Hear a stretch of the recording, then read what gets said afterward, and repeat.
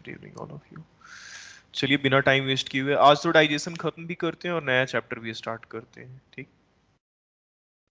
क्योंकि बिना मतलब का ये चैप्टर बहुत खिंच गया। बिना मतलब का नहीं, मतलब तो है ही, ऐसा नहीं है कि नहीं है, बट थोड़ा ज़्यादा खिंच गया है। तो कुछ कंटेंट जो है पीडीएफ पे ही हम पढ़ाएंगे, हैंड रिटन नोट्स पे, क्योंकि लिखना बहुत पड़ रहा है। जहाँ समझाने की जरूरत पड़ेगी वहाँ लिख के ही समझाएंगे और पीडीएफ का भी यूज करेंगे। आप चिंता नहीं कीजिए, आपको दोनों वर्जन मिल जाएगा। पिछले क्लास में देख लेते हैं क्या पढ़ा रहे थे आपको। पिछले क्लास में जाते जाते आप लोगों को ट्रांसपोर्ट पढ़ा के गए थे, सॉरी एब्जॉर्प्शन पढ़ा के गए थे। एक बार रिकॉल करते हैं एब्जॉर्प्शन के बारे में, एनसीईआरटी आपका क्या कहता है। अरे एक सेकंड रुक जाइए, जरा एक कॉल आ रहा है मेरा। हेलो।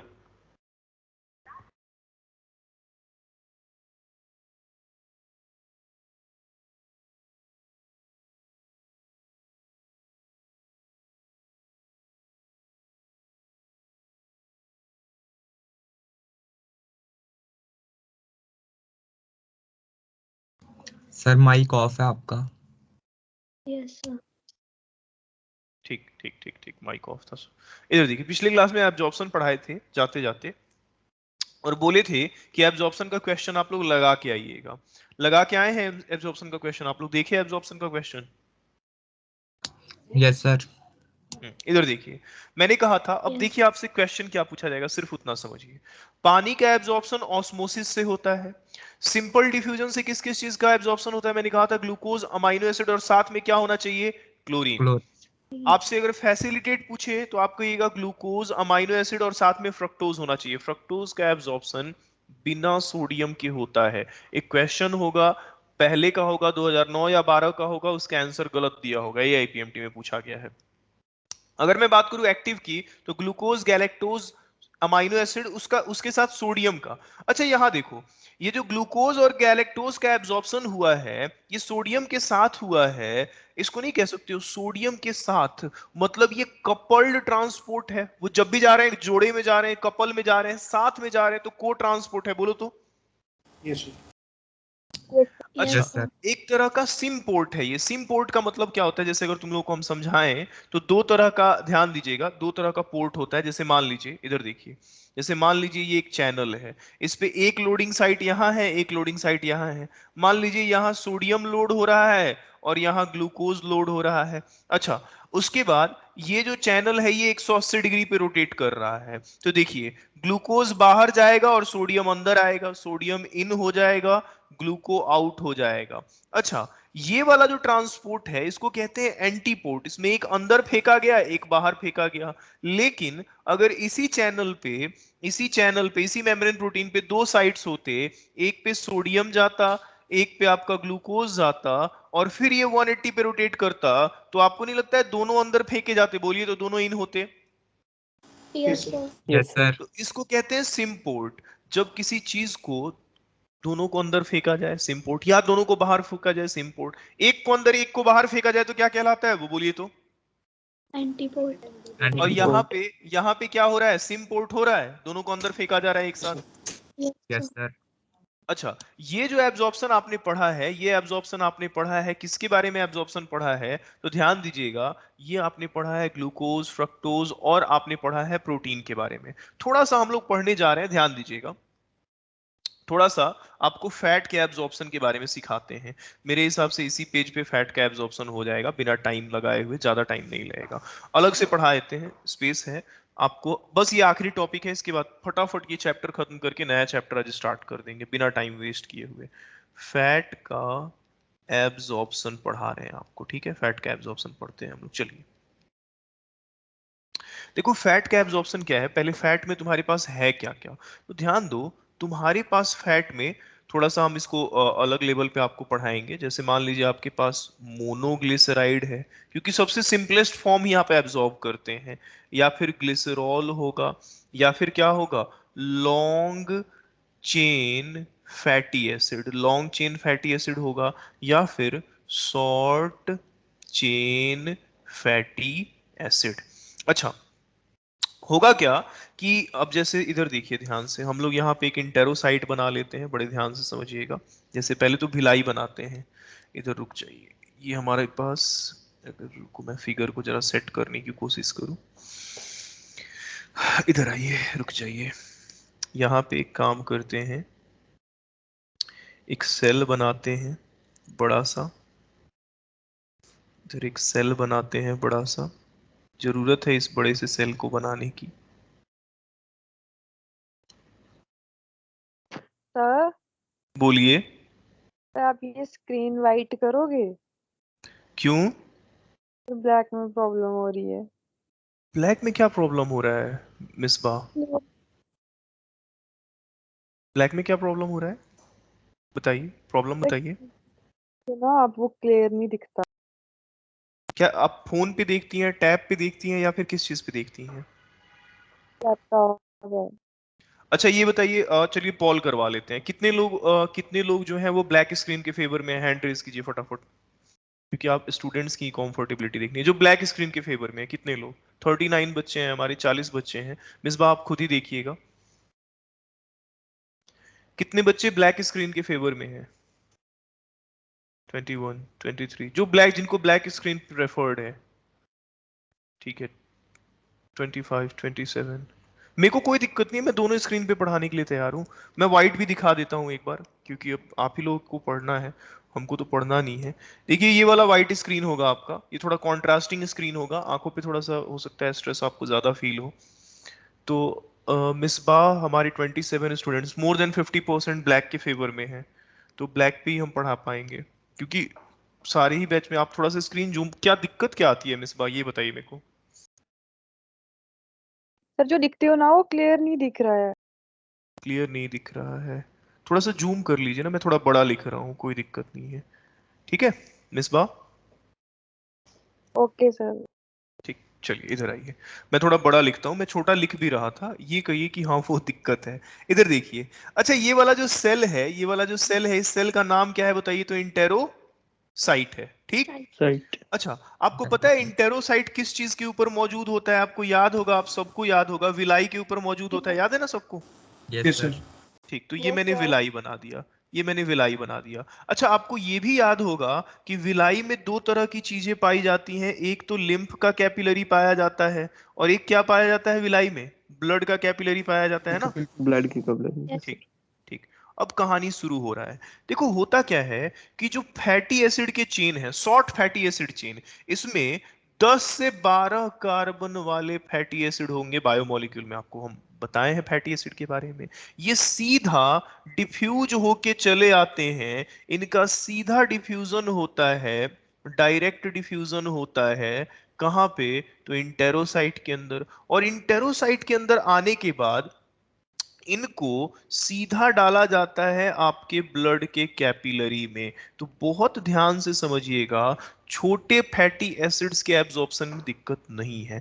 लेकिन अब ये जो बच गए, कौन कौन? मोनोग्लिसराइड, ग्लिसरॉल और लॉन्ग फैटी एसिड के चेन। जानते हैं फैट हैं, बड़े फैट हैं, ऐसे भी फैट पानी में नहीं घुलता है, आर वाटर इनसॉल्यूबल। और क्योंकि ये वाटर इनसॉल्यूबल हैं, तो ये आपके प्लाज्मा मेम्ब्रेन को क्रॉस नहीं कर पाते हैं। नहीं क्रॉस कर पाते हैं तो सबसे पहले इनको वाटर सॉल्यूबल प्रोडक्ट में कन्वर्ट करना पड़ता है। इनको दिया जाता है बाहर से बाइल सॉल्ट, क्योंकि बाइल भी वहीं पे होता है। बाइल सॉल्ट के साथ जब ये दोनों मिलते हैं तो बनाते हैं, बड़े ध्यान से समझिएगा, क्या बनाते हैं? माइसेल बनाते हैं। अरे ये माइसेल क्या होता है? चलिए मैं जरा स्क्रीन जूम कर देता हूँ जितनी दूर मैं पढ़ा रहा हूँ, ताकि आपको समझ में आ जाए। मिसबाह को थोड़ी सी दिक्कत हो रही है, हो सकता है दिक्कत होता है स्टूडेंट, कई बार प्रॉब्लम हो जाता है। माइसेल क्या होता है? तो माइसेल जो होता है ये वाटर सोल्यूबल होता है, बड़े ध्यान से समझिएगा। आपको यही एनसीईआरटी वाला पढ़ा रहे हैं कि सिंपल फैट्स जो हमारे ग्लिसरॉल हैं, लॉन्ग फैटी एसिड की चेन है, पानी में नहीं घुलते हैं, तो सेल मेम्ब्रेन को क्रॉस नहीं कर सकते हैं। अब नहीं क्रॉस कर सकते हैं तो इनको पहले बाइल सॉल्ट के साथ मिलाया जाता है और माइसेल में कन्वर्ट किया जाता है। अब माइसेल क्या होता है? माइसेल बड़े आसानी से पानी में घुल जाता है और डिफ्यूज होके आपके इस इंटेरोसाइट में चला आता है, सिंपल डिफ्यूजन से। बस यही चीज आखिरी है, 2 मिनट का खेल है। जब ये यहां पे आता है सिंपल डिफ्यूजन से, ध्यान दीजिएगा, सिंपल डिफ्यूजन से यहां पे आता है तो वापस माइसेल बना किस चीज से है? माइसेल फैटी एसिड और ग्लिसरॉल से ये फिर फैटी एसिड और ग्लिसरॉल में कन्वर्ट कर जाता है सेल के अंदर आने के बाद। और इसको यहां पे क्या किया जाता है, इस सेल में पाया जाता है इंडोप्लाज्मिक रेटिकुलम। ध्यान दीजिएगा, इसको क्या किया जाता है, क्योंकि सेल है तो इंडोप्लाज्मिक रेटिकुलम तो होगा ही होगा। इनको क्या किया जाता है, इंडोप्लाज्मिक रेटिकुलम में डाल दिया जाता है। इन दोनों को इंडोप्लाज्मिक रेटिकुलम में डाला जाता है इनटू, ये क्या है पिंक वाला, ईआर है। स्पेशली आपका एक खास तरह का ईआर होता है जिसको हम लोग रफ ईआर कहते हैं, रफ ईआर कहते हैं, आरईआर कहते हैं। जानते हैं आरईआर में क्या किया जाता है, आरईआर में क्या किया जाता है, बहुत ध्यान से समझिएगा। फैटी एसिड ग्लिसरॉल था, पहले माइसेल में कन्वर्ट किया गया, अंदर आया फिर से फैटी एसिड और ग्लिसरॉल, इसको डाल दिया जाता है इंडोप्लाज्मिक रेटिकुलम में। इंडोप्लाज्मिक रेटिकुलम में क्या किया जाता है, इस फैटी एसिड और ग्लिसरॉल को मिला के, इस फैटी एसिड और ग्लिसरॉल को मिला के, बड़े ध्यान से समझिएगा, फिर से बना दिया जाता है ट्राइग्लिसराइड। फिर से बना दिया जाता है ट्राइग्लिसराइड, या फिर आप कह लीजिए फिर से बना दिया जाता है फैट। और रफ एंडोप्लाज्मिक रेटिकुलम से जब वो होके गुजर रहा होता है तो उसके ऊपर लगा दिया जाता है एक प्रोटीन का मॉलिक्यूल। यहां पे आप देखिए फैट है और उसके ऊपर प्रोटीन लगा हुआ है। ये फैट कोटेड विथ प्रोटीन, ये जो फैट है और ये जो प्रोटीन की कोटिंग है, ये दोनों साथ में कहलाते हैं काइलो माइक्रोन। ध्यान रखिएगा, तो काइलो माइक्रोन क्या है, फैट कोटेड विथ प्रोटीन। एक बात जानिए, काइलोमाइक्रोन का साइज होता है बड़ा, साइज लार्ज होता है। लार्ज साइज होने की वजह से ये काइलोमाइक्रोन, बड़े ध्यान से समझिएगा जो समझा रहे हैं, ये काइलोमाइक्रोन यहां पे आपके ब्लड कैपिलरी में नहीं जा पाता है साइज बड़ा होने की वजह से। इसलिए इसको डाला जाता है, कहां पे डाला जा रहा है बोलिए, तो कहां डाला जा रहा है, lymph vessel में। चलो थोड़ा सा और स्क्रीन बड़ा करते हैं। ये हाई क्वालिटी में है तो आपको दिक्कत नहीं होगा, चीजों को समझते रहिए, आराम से आप जूम कीजिएगा दिखाई दे देगा। इसको लिम्फ कैपिलरी में डाला जाता है। लिम्फ कैपिलरी में डालते ही, लिम्फ कैपिलरी में डालते ही लिम्फ कैपिलरी हो जाता है दूधिया सफेद, इस फैट को डालते ही। और दूधिया सफेद होने के बाद इस लिम्फ कैपिलरी को हम लोग कहते हैं, एक खास नाम देते हैं, कहते हैं लैक्टियल्स। इसी का एक और नाम है, इसी को हम लोग कहते हैं काइल। बड़े there is a difference between chyle and chyme. Chyme अलग चीज है, काइल अलग चीज है। काइल किसको कहते हैं, जब आपके लिम्फ वेसल में फैट डाला जाता है तो फैट डालने के बाद, काइलोमाइक्रोन डालने के बाद वो दूधिया सफेद हो जाता है, उसी को क्या कहते हैं हम लोग, काइल या लैक्टियल कहते हैं। Because appears appears milky white, क्योंकि ये मिल्की वाइट नजर आता है। अच्छा एक चीज समझिएगा, कह रहा है अब हर चीज तो अल्टीमेटली ब्लड में जाता है, लिम्फ भी बाद में जाके ब्लड में ही मिल जाता है, ये बॉडी फ्लूइड एंड सर्कुलेशन में पढ़ाएंगे। बाद में इस फैट को भी कहां डाल दिया जाता है, दे लेटर पुट दिस, ये लिम्फ कैपिलरी इस फैट को बाद में पहुंचा देते हैं आपके ब्लड के वेन में। ध्यान रखिएगा, बाद में आपके फैट इनटू ब्लड वेन। अच्छा ध्यान दीजिएगा, आपको कुछ समझाते हैं, समझना आपको ये है यहाँ पे कि देखिए, आपको एनसीईआरटी वाला बात बताते हैं। कह रहा है ग्लिसरॉल और फैटी एसिड वाटर इनसॉल्युबल है, तो पहले तो उसको बाइल सॉल्ट के साथ मिला के माइसेल में कन्वर्ट किया जाता है। माइसेल वाटर सॉल्युबल है, ये माइसेल इंटेरोसाइट में जाता है। इंटेरोसाइट में जाता है तो इससे फिर फैटी एसिड और ग्लिसरॉल बनता है। वो फैटी एसिड और ग्लिसरॉल उस सेल के एंडोप्लाज्मिक रेटिकुलम में जाता है, उससे फिर से फैट बनाया जाता है, उसके ऊपर एक कोटिंग लगाई जाती है प्रोटीन की। Fat coated with protein chylomicron कहलाता है।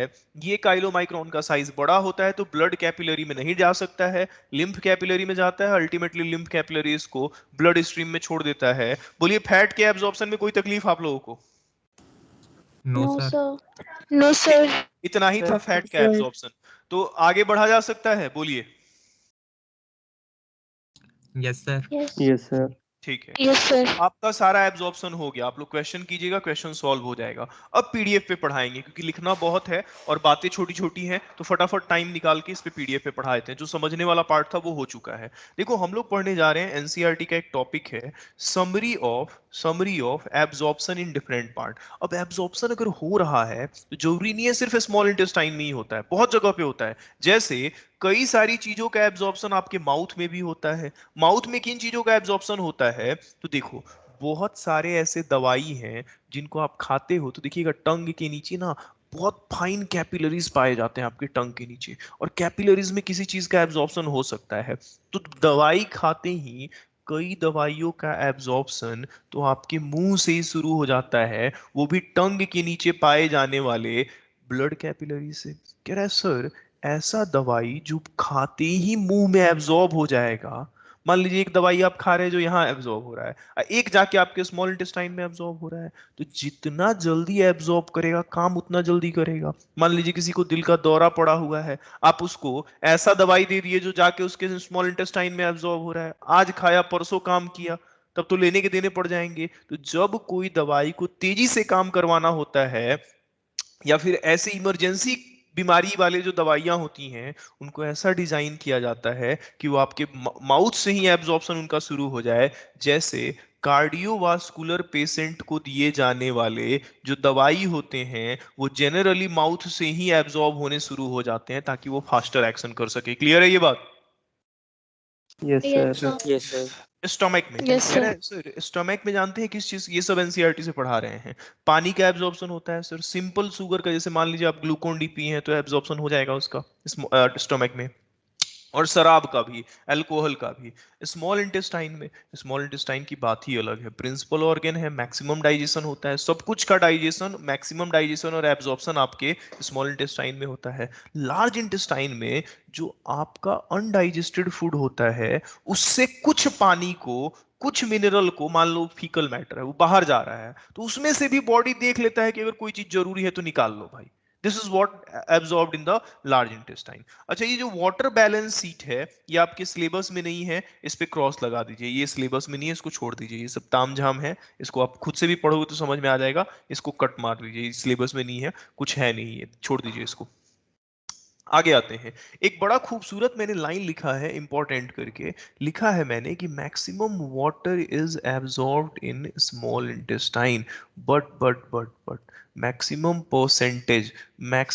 Percentage fraction of water is absorbed in large intestine. कह रहे हैं सबसे, इसका मतलब क्या है, आपसे अगर कोई पूछे कि पानी सबसे ज्यादा कहाँ एब्जॉर्ब होता है तो एनसीईआरटी देखिएगा तो कंफ्यूज कीजिएगा, कहीं लिखा होगा स्मॉल इंटेस्टाइन, कहीं लिखा होगा लार्ज इंटेस्टाइन। अब इसको ऐसे समझिए, ऐसे समझिए, जैसे मान लीजिए कि ये आपका स्मॉल इंटेस्टाइन है, ठीक, ये आपका स्मॉल इंटेस्टाइन है, ठीक, और ये आपका लार्ज इंटेस्टाइन है। कह रहे देखो सर, मान लीजिए कि फॉर एग्जांपल सुनिएगा, मान लीजिए ये आपका स्मॉल इंटेस्टाइन है, मान लीजिए इसमें जो पानी टोटल गया आपके स्मॉल इंटेस्टाइन में, फॉर एग्जांपल मान लीजिए यहां जो पानी गया वो 1000 ml पानी गया आपके स्मॉल इंटेस्टाइन में। पता चला आपके स्मॉल इंटेस्टाइन में से एब्जॉर्ब हो गया, कितना एब्जॉर्ब हो गया, मान लीजिए कि 500 ml हो गया, 500 ml एब्जॉर्ब हो गया, ठीक, 500 ml एब्जॉर्ब हो गया। अब वही पानी, बचा हुआ पानी गया आपके लार्ज इंटेस्टाइन में, मान लीजिए आपने पानी पिया है, लार्ज इंटेस्टाइन में गया, पता चला लार्ज इंटेस्टाइन में पता चला 400 ml पानी का एब्जॉर्प्शन हुआ और 100 ml पानी बाहर निकल गया। अच्छा ये बताइए पानी का वॉल्यूम कहां ज्यादा एब्जॉर्ब हुआ, कहां ज्यादा पानी एब्जॉर्ब हुआ? लार्ज। नहीं नहीं, 500 स्मॉल ml पानी इंटेस्टाइन। कहां एब्जॉर्ब हुआ है, 500 ml पानी कहां एब्जॉर्ब हुआ है, और 400 ml कहां हुआ है, large intestine. Large intestine. Large. तो कह रहे हैं सर ठीक है, ज्यादा पानी तो क्लियर दिख रहा है कि स्मॉल इंटेस्टाइन में एब्जॉर्ब हुआ है, लेकिन परसेंटेज कितना एब्जॉर्ब हुआ है, 1000 लीटर आया था उसमें से 500 ml निकल गया है, तो 50% एब्जॉर्ब हुआ है, बोलिए तो। Yes sir. Yes sir. और यहाँ लार्ज इंटेस्टाइन में 500 ml गया था उसमें से 400 निकल गया है, कितना परसेंट हुआ बोलो तो, कितना परसेंट हुआ, बोलो कितना? बोलो। 80%। अरे भाई 500 का 400 है, कितना होता है, कितना परसेंट? 90%। 90% होता है। अच्छा ये बताइए, परसेंटेज में ज्यादा एब्जॉर्प्शन कहाँ हुआ है? Large Large intestine, intestine. लेकिन वॉल्यूम में ज्यादा एब्जॉर्प्शन कहाँ हुआ है? Small Small intestine, intestine. Small बात intestine. खत्म, यही लिखा हुआ है आपका। एनसीईआरटी कह रहा है, देखो कई जगह पे लिख देगा कि लार्ज इंटेस्टाइन में ज्यादा एब्जॉर्प्शन होता है, कई जगह पे स्मॉल इंटेस्टाइन में, लेकिन आपको जानना है स्मॉल इंटेस्टाइन में सबसे ज्यादा एब्जॉर्प्शन होता है वॉल्यूम के रिस्पेक्ट में। लेकिन अगर परसेंटेज के रिस्पेक्ट में देखिएगा तो सबसे ज्यादा एब्जॉर्प्शन कहाँ होता है? Large intestine. ठीक है, चलें आगे, समझ में आया? उसका 80% ही आ रहा है। Yes sir. अच्छा 80%, कोई बात नहीं, अब हमको परसेंटेज तो आता नहीं है, तुम ही लोग जानो भाई, 80% ही लिख लो, क्या दिक्कत है, फिर भी तो ज्यादा है ना। ठीक, यस सर। चलिए इधर देखिए, ये हो गया कहानी। आगे आते हैं, एसिमिलेशन पढ़ते हैं। कह रहे सर डाइजेशन हो गया, जैसे मान लीजिए आपने ब्लड में, अल्टीमेटली आपने खाना खाया, ब्लड में ग्लूकोज आया। अब ब्लड में ग्लूकोज आया तो ये ग्लूकोज आपके सेल को दिया जाएगा। सेल इस ग्लूकोज को ऑक्सीजन के साथ मिला के आपके लिए एटीपी बनाएगा, प्लस CO2 प्लस H2O बनाएगा। इसी को कहते हैं एसिमिलेशन, कि जो खाना आप खाते हो वो आपके टिश्यू के पास जाता है, एब्जॉर्ब होने के बाद टिश्यूज उससे यूटिलाइज करते हैं अपनी एक्टिविटी के लिए, एनर्जी प्रोडक्शन के लिए। एसिमिलेशन, एसिमिलेशन में कोई तकलीफ बोलिए? No sir. No, sir. No, sir. आगे आ जाइए। अगला टॉपिक है कि सर ये तो हुआ डाइजेशन, एब्जॉर्प्शन, एसिमिलेशन। जो बचा हुआ खाना है उसका बाहर निकलना इजेशन है। इजेशन क्या है? तो रिमूवल ऑफ, अरे कहाँ गई वो लड़की, मिसबाह, इधर मिसबाह नाम था ना उनका, शायद मैं भूल ही गया। क्या नाम है आपका? है आप मीटिंग में? अब देखिए तो अब व्हाइट बैकग्राउंड है, कंफर्टेबल हैं आप? Yes sir. ठीक है, मिसबाह है, हाँ कंफर्टेबल है। ठीक है, ऐसे ही मिला के पढ़ाते रहेंगे, देखते चलिए। कह रहा है कि इजेशन क्या है, ये सब छोटी छोटी चीजें आप पढ़ोगे खुद भी समझ में आ जाएगा। कह रहा है आपके रेक्टम से फीकल मैटर का निकालना और एक न्यूरल रिफ्लेक्स। देखो जब भी खाना, नहीं पचा हुआ खाना तुम्हारे रेक्टम में भरता है, यहाँ पे मान लो फीकल मैटर भर रहा है, इसमें स्ट्रेचिंग हुआ, स्ट्रेचिंग हुआ तो तुमको फील होता है कि हाँ भाई अब हमें इसको बाहर निकालना है, डेफिसिएट करना है, तो आपको अर्ज जेनरेट होती है उसके रिमूवल के लिए, इसी को इजेशन कहते हैं। कह रहा है एक बात जानिए, करीब करीब 1500 मिलीलीटर डाइजेस्टेड फूड, पचा हुआ खाना आपके लार्ज इंटेस्टाइन में डेली आता है। 1.5 लीटर खाना आता है जो, जिसको ऑलरेडी पचाया जा चुका है। जहां पे कोलॉन में, इस लार्ज इंटेस्टाइन के कोलॉन में, इस 1500 ml पचे हुए खाने में से ज्यादातर पानी को, इलेक्ट्रोलाइट को, आयन को एब्जॉर्ब कर लिया जाता है। और अगर आपके ब्लड में बहुत ज्यादा सॉल्ट है तो उसको इसी में फेंक दिया जाता है ताकि बाहर निकल जाए, and also excrete excess of salt from blood. कह रहा है ठीक है, ये भी कोई बहुत बड़ी बात नहीं है, तो पहले से ही जान रहे हैं। कह रहा है लेकिन इसके अलावा भी कोलोन का कुछ फंक्शन है। क्या है कुछ फंक्शन कोलोन का? तो आपके कोलोन में बैठे होते हैं कुछ फ्रेंडली बैक्टीरिया, सिम्बायोटिक, जो कि जिसमें दोनों का फायदा हो। ये जो फ्रेंडली बैक्टीरिया हैं ये कोलोन में बैठे होते हैं, इनको कोलोन बैसिलाई कहते हैं। ये एक तरह की इकोलाई होते हैं। काम क्या होता है, ये आपके नहीं पचे हुए खाने में से जो बाहर निकल रहा होता है उससे विटामिन के, विटामिन B1, विटामिन B2 और विटामिन B12 बनाने का काम करते हैं। मान लीजिए आप बेमतलब का एंटीबायोटिक खाते रहते हैं दिन भर, डॉक्टर लिखा ही नहीं, खुद ही खा ले रहे हैं एंटीबायोटिक। एंटीबायोटिक इसको मार सकता है, कैन किल दिस। एंटीबायोटिक अगर इसको मार देगा, इन आपके फ्रेंडली बैक्टीरिया को, तो हो सकता है आपकी बॉडी में डेफिशिएंसी हो जाए इन विटामिन्स की, जैसे विटामिन के की, B1 की, B12, B2 की, B12 की। कई बार आपको पता नहीं चलता है, आप बेवजह एंटीबायोटिक खाते रहते हैं, धीरे धीरे आपके ये फ्रेंडली माइक्रोब्स कम होते जाते हैं, आपकी बॉडी में विटामिन के की कमी होती है, किसी दिन एक्सीडेंट होता है, खून रुकता ही नहीं है, क्योंकि विटामिन के जो है ब्लड क्लॉटिंग में मदद करवाता है। तो इस तरह के भी प्रॉब्लम्स देखने को मिलते हैं। मैं उम्मीद करूं कि आप मेरी बातों को समझ पा रहे हो। Yes, yes sir. Sir. Yes, sir. Yes, sir. Friendly bacteria आपके कोलॉन में होने जरूरी हैं। कह रहे हैं सर इतना ही काम करते हैं? कह रहे हैं नहीं, ये फ्रेंडली बैक्टीरिया दूसरा भी काम करते हैं। आपके बाइल में जो बिलिरुबिन होता है, आपको पता है वो बाइल, जैसे मान लो एलिमेंट्री कनाल है, एलिमेंट्री कनाल है, अब इधर आपको पता ही है कि इधर आपका फिर लार्ज इंटेस्टाइन है, इधर आपका लार्ज इंटेस्टाइन है, देखिए ध्यान से, ऐसे ही आपका लार्ज इंटेस्टाइन है। कह रहा है सर यहीं पे पैंक्रियाज है और इधर से बाइल वगैरह सब आ रहा है, ये बाइल आ रहा है। अब इसमें बाइल पिगमेंट होता है, वो आपके लार्ज इंटेस्टाइन में जब जाता है तो ये बैक्टीरिया क्या करते हैं, उस बाइल पिगमेंट को, बिलिरुबिन को, दो चीज में कन्वर्ट करते हैं, स्टीरोकोबिलिनोजेन और यूरोबिलिनोजेन। स्टीरोकोबिलिनोजेन जो है कन्वर्ट होता है स्टीरोकोबिलिन में, पीला होता है, तो आप देखते भी हैं ये पीला कलर आपके फीकल मैटर का भी होता है, और फिर आप जो फीसेस रिलीज करते हैं वो भी येलो कलर का होता है। तो स्टीरोकोबिलिन जो है बिलिरुबिन से बनता है, आपके कोलॉन में बनता है, और ये आपके फीकल मैटर को पीला कलर देता है। अच्छा, यहीं पे उसी बिलिरुबिन से एक खास तरह का पिगमेंट बनाया जाता है यूरोबिलिनोजेन, और वो बाहर ना जाके यूरोबिलिनोजेन एब्जॉर्ब हो जाता है, ब्लड में चला जाता है, फिर आपकी किडनी में जाके छन जाता है, ब्लड से किडनी में छन के, और आपके यूरिन को पीला कलर देता है। किस फॉर्म में बाहर निकल के, यूरोक्रोम के फॉर्म में बाहर निकलता है और यूरिन को पीला कलर देता है। तो आपके इस कोलोन बैक्टीरिया का दो काम, बहुत सारा विटामिन बनाना, आपके बिलिरुबिन से स्टीरोकोबिलिन और यूरोबिलिनोजेन बनाना, जो आपके फीकल मैटर को और यूरिन को पीला कलर देते हैं। कोई तकलीफ? No, sir. No sir. No sir. आगे आइए। कह रहा No, है sir. इतना ही नहीं, ये बैक्टीरिया सर उस नहीं पचे हुए खाने से कई तरह का गैस बनाते हैं, जैसे hydrogen, carbon dioxide, methane, sulphide, indole, skatole. जैसे इंडोल एस्केटॉल में देखिएगा तो 3 मिथाइल, नाम नहीं याद रखिएगा, सिर्फ इतना याद रखिएगा इंडोल एस्केटॉल। फिर मरकेप्टन, इस तरह के गैसेस बनाते हैं, गैस, अमाइन, मरकेप्टन।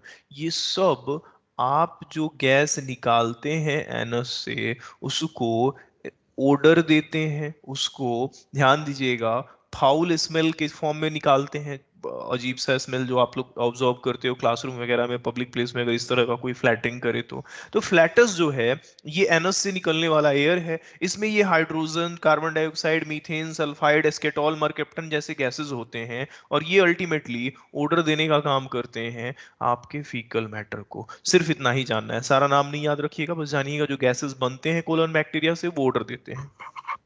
इसके बाद आपके फीसेस का, फीकल मैटर का कॉम्पोजिशन लिखा है जो कि आपको नहीं पढ़ना है। 75% पानी, 25% सॉलिड मैटर। सॉलिड मैटर में क्या है? 10 से 20% इनऑर्गेनिक, 30% बैक्टीरिया, 10 से 20% फैट, 2 से 3% protein, 30% undigested roughest digestive juices, not in syllabus करके इसको काट दीजिएगा। मैं उम्मीद करूं कि इतनी बात आपको समझ में आई है, बोलिए। Yes, sir. Yes sir. Yes, sir. अच्छा रुक जाइए, मेरे को अटेंडेंस भेज लेने और ना फिर मैडम का कॉल आ जाएगा, रुकिए। अभी जस्ट आपके लिए नया चैप्टर स्टार्ट करेंगे, मेरी पूरी कोशिश है। एक्चुअली ये तीनों चैप्टर जो थे ना पहले, स्पेशली बायोमोलिकुलर डाइजेशन, बहुत बल्कि चैप्टर है। इसके बाद के चैप्टर्स ऐसे हैं ना जो आराम से आपको समझ में आ जाएंगे और जल्दी जल्दी निकल भी जाएगा। तो अब क्या ही किया जाए, बल्कि चैप्टर है तो अगर टाइम हम इधर कट कर लेंगे तो आपका क्वेश्चन नहीं बनेगा। रुक जाइए 1 मिनट।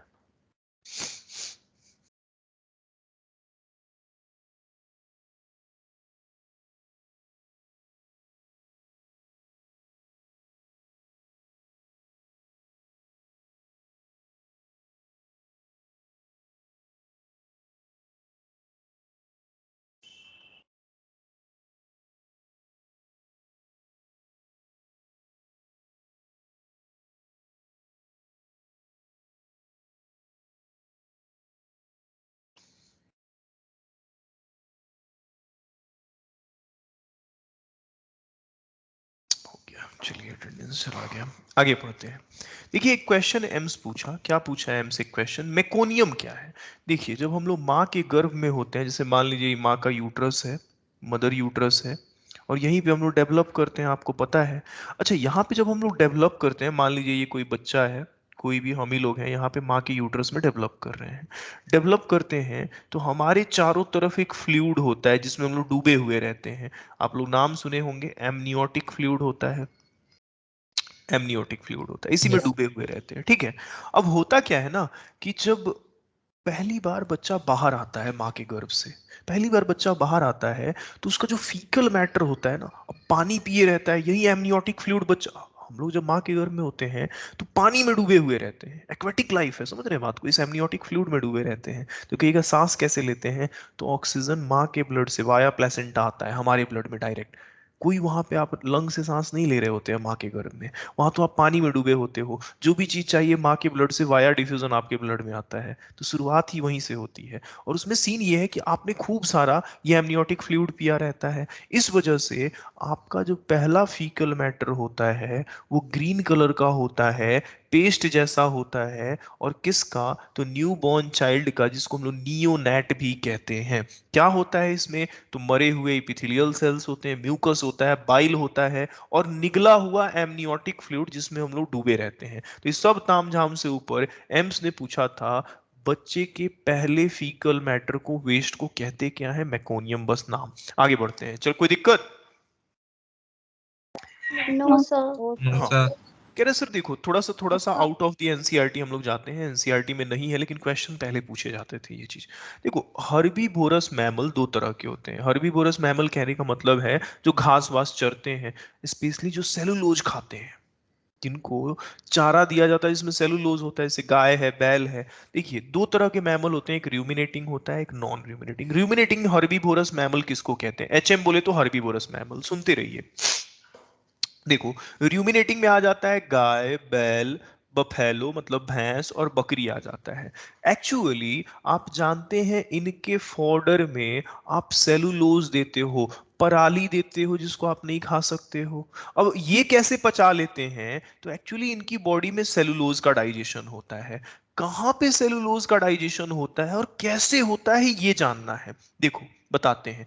पहला, तो सेलुलोज का डाइजेशन इनमें होता है during cud chewing. Cud chewing को कहते हैं रूमिनेशन। देखो गाय बैल को तुम देखोगे कि दिन भर चरते रहते हैं, बाहर छोड़ दीजिए, चरेंगे, ग्रेजिंग करेंगे, शाम में बैठेंगे और बैठ के मुंह चलाएंगे ऐसे, और मुंह चलाएंगे तो साइड से झाग निकलता है, इसी को कहते हैं कर्ड चीविंग, इसी को कहते हैं रूमिनेशन, इसी को कहते हैं जुगाली करना। ये थोड़ा बहुत मदद करता है सेलुलोज के डाइजेशन में, लेकिन असली सेलुलोज का डाइजेशन तो कहीं और होता है। तुम्हारा स्टोमक सिंपल एक पाउच जैसा है, एक पाउच है, इनका स्टोमक बड़ा ही इंटरेस्टिंग है, कॉम्प्लेक्स है, उसमें एक नहीं कई पाउचेज हैं। इनका लार्ज इंटेस्टाइन सिंपल होता है, इनके लार्ज इंटेस्टाइन में सेलुलोज का डाइजेशन नहीं होता है, एक्चुअली इनके स्टोमक में सेलुलोज का डाइजेशन होता है। हमारा लार्ज इंटेस्टाइन कॉम्प्लेक्स है, सीकम है, कोलन है, रेक्टम है, इनका सिंपल होता है। आप इनका स्टोमक कॉम्प्लेक्स होता है, कैसे, तो देखो ये है ओएसोफेगस, ध्यान दीजिएगा ये है ओएसोफेगस। इसके बाद जाइएगा इनके स्टोमक में, ये है इनका पूरा स्टोमक। तो टोटल 4 चेंबर आपको मिलेगा इनके स्टोमक में, एक मिलता है र्यूमेन, दूसरा मिलता है रेटिकुलम, तीसरा मिलता है ओमेसम, और चौथा मिलता है एबोमेसम। एक बात जानते हैं, इनके र्यूमेन और रेटिकुलम में ऐसा बैक्टीरिया पाया जाता है दोनों जगह पे, यहाँ पे भी और यहाँ पे। कहाँ कहाँ पे, र्यूमेन और रेटिकुलम में। जो मान लीजिए ये लोग सेलुलोज खाया है, जो सेलुलोज खाया है, देखो कोई भी मैमल सेलुलोज को डाइजेस्ट नहीं कर सकता है, गाय बैल खुद नहीं डाइजेस्ट करते हैं। इनके र्यूमेन और रेटिकुलम में ये जो बैक्टीरिया होते हैं ये इस सेलुलोज को डाइजेस्ट कर सकते हैं। तो देखिएगा मैंने लिखा है कि सेलुलोज का डाइजेशन इनके र्यूमेन और रेटिकुलम में होता है। देखिए मैंने क्या लिखा है, र्यूमेन और रेटिकुलम के बारे में क्या लिखा है, have fermentative microbes, specially bacteria, specially protozoa. और बैक्टीरिया में भी कौन सा बैक्टीरिया, तो नाम हालांकि नहीं याद रखिएगा, बिल्कुल नहीं याद रखिएगा, मैंने लिख दिया है वो मेरी, क्योंकि वो 11th का नोट्स है, 11th वाले बच्चों का, आप नहीं याद रखना। कौन सा बैक्टीरिया, तो र्यूमेनोकोकस बैक्टीरिया। और र्यूमेनोकोकस बैक्टीरिया जो है एक तरह का सेल्यूलाइटिक बैक्टीरिया है, जो सेलुलोज का लाइसिस कराए, जो सेलुलोज को तोड़े। अब देखिए कह रहा है ठीक है सर, एक तो ये जो बैठ के मुंह चलाते हैं उससे सेलुलोज डाइजेस्ट होता है, और दूसरा कुछ काम का बैक्टीरिया इनके स्टोमक में है, तुम्हारे तुम्हारे लार्ज इंटेस्टाइन में, तो अभी अभी तुम पढ़ के आए हो, कोलोन बेसिलाई इनके स्टोमक में है। अब बैठ के सेलुलोज का डाइजेशन कर रहा है, खुद नहीं कर रहे हैं, ये डाइजेस्ट कर रहे हैं। कह रहा समझिए, कह रहा एक बात जानते हैं, एम्स एक क्वेश्चन पूछा, क्या पूछा कि बताओ जुगाली करने वाले जानवरों में, रूमिनेशन करने वाले जानवरों में सच्चा स्टोमक, सच्चा पेट कौन है। अब 4 चैम्बर है, इनमें एक सच्चा स्टोमक है। देखिए इनका जो एबोमेसम है ये इनका सच्चा पेट है। क्यों सच्चा पेट है उसकी कहानी है, क्योंकि इनके एबोमेसम में ही सिर्फ गैस्ट्रिक ग्लैंड्स पाए जाते हैं जो गैस्ट्रिक जूस रिलीज करते हैं। बाकी हिस्से में गैस्ट्रिक ग्लैंड नहीं होते हैं किसी हिस्से में। तो बाकी हिस्सा है क्या? जहां गैस्ट्रिक ग्लैंड होगा उसको तुम स्टोमक कहते हो, अब बाकी भी हिस्सा स्टोमक ही कह रहे हैं। एक्चुअली बाकी जो हिस्सा है वो ओएसोफेगस का मॉडिफाइड पार्ट है। असली स्टोमक तो वो है जिसमें गैस्ट्रिक ग्लैंड है और उसका नाम है एबोमेसम। समझ में आया क्या क्वेश्चन है और अब से क्या पूछा जाएगा, बोलिए तो। Yes, sir. तो इस टॉपिक पे Yes. क्वेश्चंस पूछे जाते हैं, मैंने आपको पढ़ा दिया। किसी को कोई तकलीफ? No, sir. No. चलिए आगे आते हैं। कह रहे हैं सर अगर मान लो जो बैठ के जुगाली नहीं करता है उसका क्या सीन है सर? उसको नॉन र्यूमिनेटिंग एचएम बोले तो हर्बीवोरस मैमल। इनका क्या है, स्टमक हमारी तरह होता है। जैसे हम लोग थोड़ी ना दिन भर चरते हैं बैठ के सामने जुगाली कर रहे हैं, नहीं, हम लोग नॉन र्यूमिनेटिंग है। हालांकि हमारा केस अलग है, आप अपना डाइजेशन आप पढ़ चुके हैं, अब नहीं पढ़ाया जाएगा। बाकी जानवरों का देख लेते हैं। तो हमारे स्टमक में सेलुलोज का डाइजेशन होता भी नहीं है, लेकिन कई ऐसे जानवर हैं जो चरते हैं लेकिन रूमिनेशन नहीं करते हैं। जैसे घोड़ा है, चरता है, खरगोश है, रैट है, गिनिया पिग है। गिनिया पिग कहते हैं बिलायती चूहा को, जो सफेद वाला चूहा होता है उसी को कहते हैं। अब कह रहे सर जानते हैं एक बात, इनका लार्ज इंटेस्टाइन कॉम्प्लेक्स होता है। अच्छा, लार्ज इंटेस्टाइन कॉम्प्लेक्स होने का मतलब ये है और वहां पे माइक्रोब्स पाए जाते हैं जो सेलुलोज को डाइजेस्ट करते हैं। आपने क्या सीखा? गाय में, बैल में, बफेलो में, बकरी में स्टोमक में माइक्रोब पाए जाते हैं, स्पेशली रूमेन रेटिकुलम में। जबकि घोड़ा में, खरगोश में, चूहा में, इनमें कहाँ पे पाया जाता है बोलिए तो माइक्रोब जो सेलुलोज को डाइजेस्ट करता है? Large intestine. ठीक है, ठीक है। अच्छा एक बात समझिए, अब होता क्या है ना, जैसे मान लो कोई चूहा है, फॉर एग्जांपल इधर देखो, मान लो कोई चूहा है, इधर बना रहे हैं। अब चूहा तो हम बनाते रह जाएंगे, थोड़ा शॉर्टकट चूहा बनाने का कोशिश करते हैं। बेकार बनेगा तो मजाक आप लोगों को नहीं उड़ाना है। देखिए जैसे मान लीजिए ये चूहा है, ठीक, कुछ भी बन गया, ये मान लीजिए कोई नॉन र्यूमिनेटिंग एचएम है। ध्यान दीजिएगा जो आपको बता रहे हैं, ये आपका नॉन र्यूमिनेटिंग एचएम है। आपने इसको सेलुलोज दिया, सेलुलोज बेचारा खा लिया। खा लिया तो सेलुलोज एक बार इसके एलिमेंट्री कनाल से गुजरा, इसके लार्ज इंटेस्टाइन में डाइजेस्ट हुआ। जब ये अपना फीकल मैटर बाहर निकालता है तो इसके फीसेस में सेलुलोज पूरी तरह से नहीं डाइजेस्ट हुआ रहता है, पार्शियली डाइजेस्टेड सेलुलोज देखने को मिलता है। अब ये बेचारा सोचता है कि यार खाना खाएं, खाना ठीक से पचा नहीं या बाहर भी निकल गया। अब दोबारा खाना ये नहीं ढूंढता है, क्या करता है, अपने ही फीकल मैटर को, क्योंकि सेलुलोज इसका पूरी तरह से डाइजेस्ट नहीं हुआ है, फिर से दोबारा खा लेता है, रीईट कर लेता है। अब रीईट कर लेता है, अब जब सेलुलोज दोबारा इसके एलिमेंट्री कनाल से गुजरता है तो पूरी तरह से डाइजेस्ट हो जाता है और तब जाके इसको पूरा न्यूट्रिशनल अमाउंट मिलता है। इस चीज को कहते हैं कॉपरोफैगी। कॉपरो का मतलब होता है फीसेस, फैगी का मतलब होता है ईट करना। ऐसा जानवर जो अपना ही फीसेस खाए, इसी को कहते हैं रीइफिसिएशन। ऐसा जानवर जो दोबारा अपने फीकल मैटर को खाए, इसी को कहते हैं स्यूडो रेमिनेशन। अब कहिएगा सर ये स्यूडो रेमिनेशन कैसे कहते हैं, नहीं समझ में आया। देखो गाय बैल को देखोगे ना तो चरता है, चरता है तो देखो जैसे मान लो चर रहा है, चर रहा है, चर रहा है, अब चर रहा है तो घास जमा होगा मुंह में तो उसको नीचे भेज देता है, नीचे एलिमेंट्री कनाल में। और जब शाम को बैठता है तो फिर वहां से निकालता है, निकाल के चबाता है। तो वो है र्यूमिनेशन, वापस खींचा, बैठ के चबाया। और ये है कि वापस खींचा नहीं, निकलने दिया बाहर और फिर उसको लेके फिर से खाया। तो ऐसा लगता है कि र्यूमिनेशन है, र्यूमिनेशन में भी खींच के चबाया जाता है लेकिन वो बाहर नहीं निकला होता है। ये तो स्यूडो र्यूमिनेशन है। समझ में आई बात, बोलो। Yes, sir. Yes, sir. ठीक है, अगर खरगोश उर्गोश पाले होंगे दिन भर बैठ के उसको किस करते होंगे, सोचते होंगे बड़ा प्यार आ रहा है इस पे, तो देख लीजिए क्या खाता है ये। रात में जब आप बत्ती बुझा देते होंगे तो अपना ही फेसेस खा लेता होगा एक बार फुल्ली डाइजेस्ट करने के लिए। तो इनकी ये भी कहानी है। खैर इधर आइए, बिलायती चूहा लोग पालते हैं।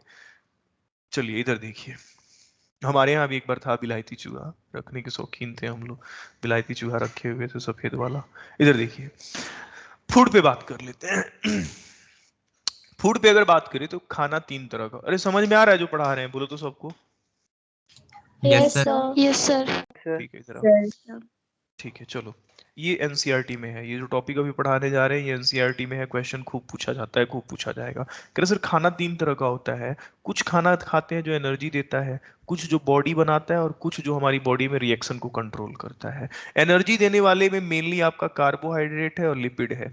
कार्बोहाइड्रेट क्योंकि उससे ग्लूकोज मिलता है, इंस्टेंट सोर्स है एनर्जी का। बॉडी बनाने में प्रोटीन काम करता है। मेटाबॉलिक रेगुलेटर में विटामिन, मिनरल और पानी आ जाता है। बात कीजिए खत्म। कह रहा है एक बात समझिए, इधर देखिए, इधर आपको समझाते हैं।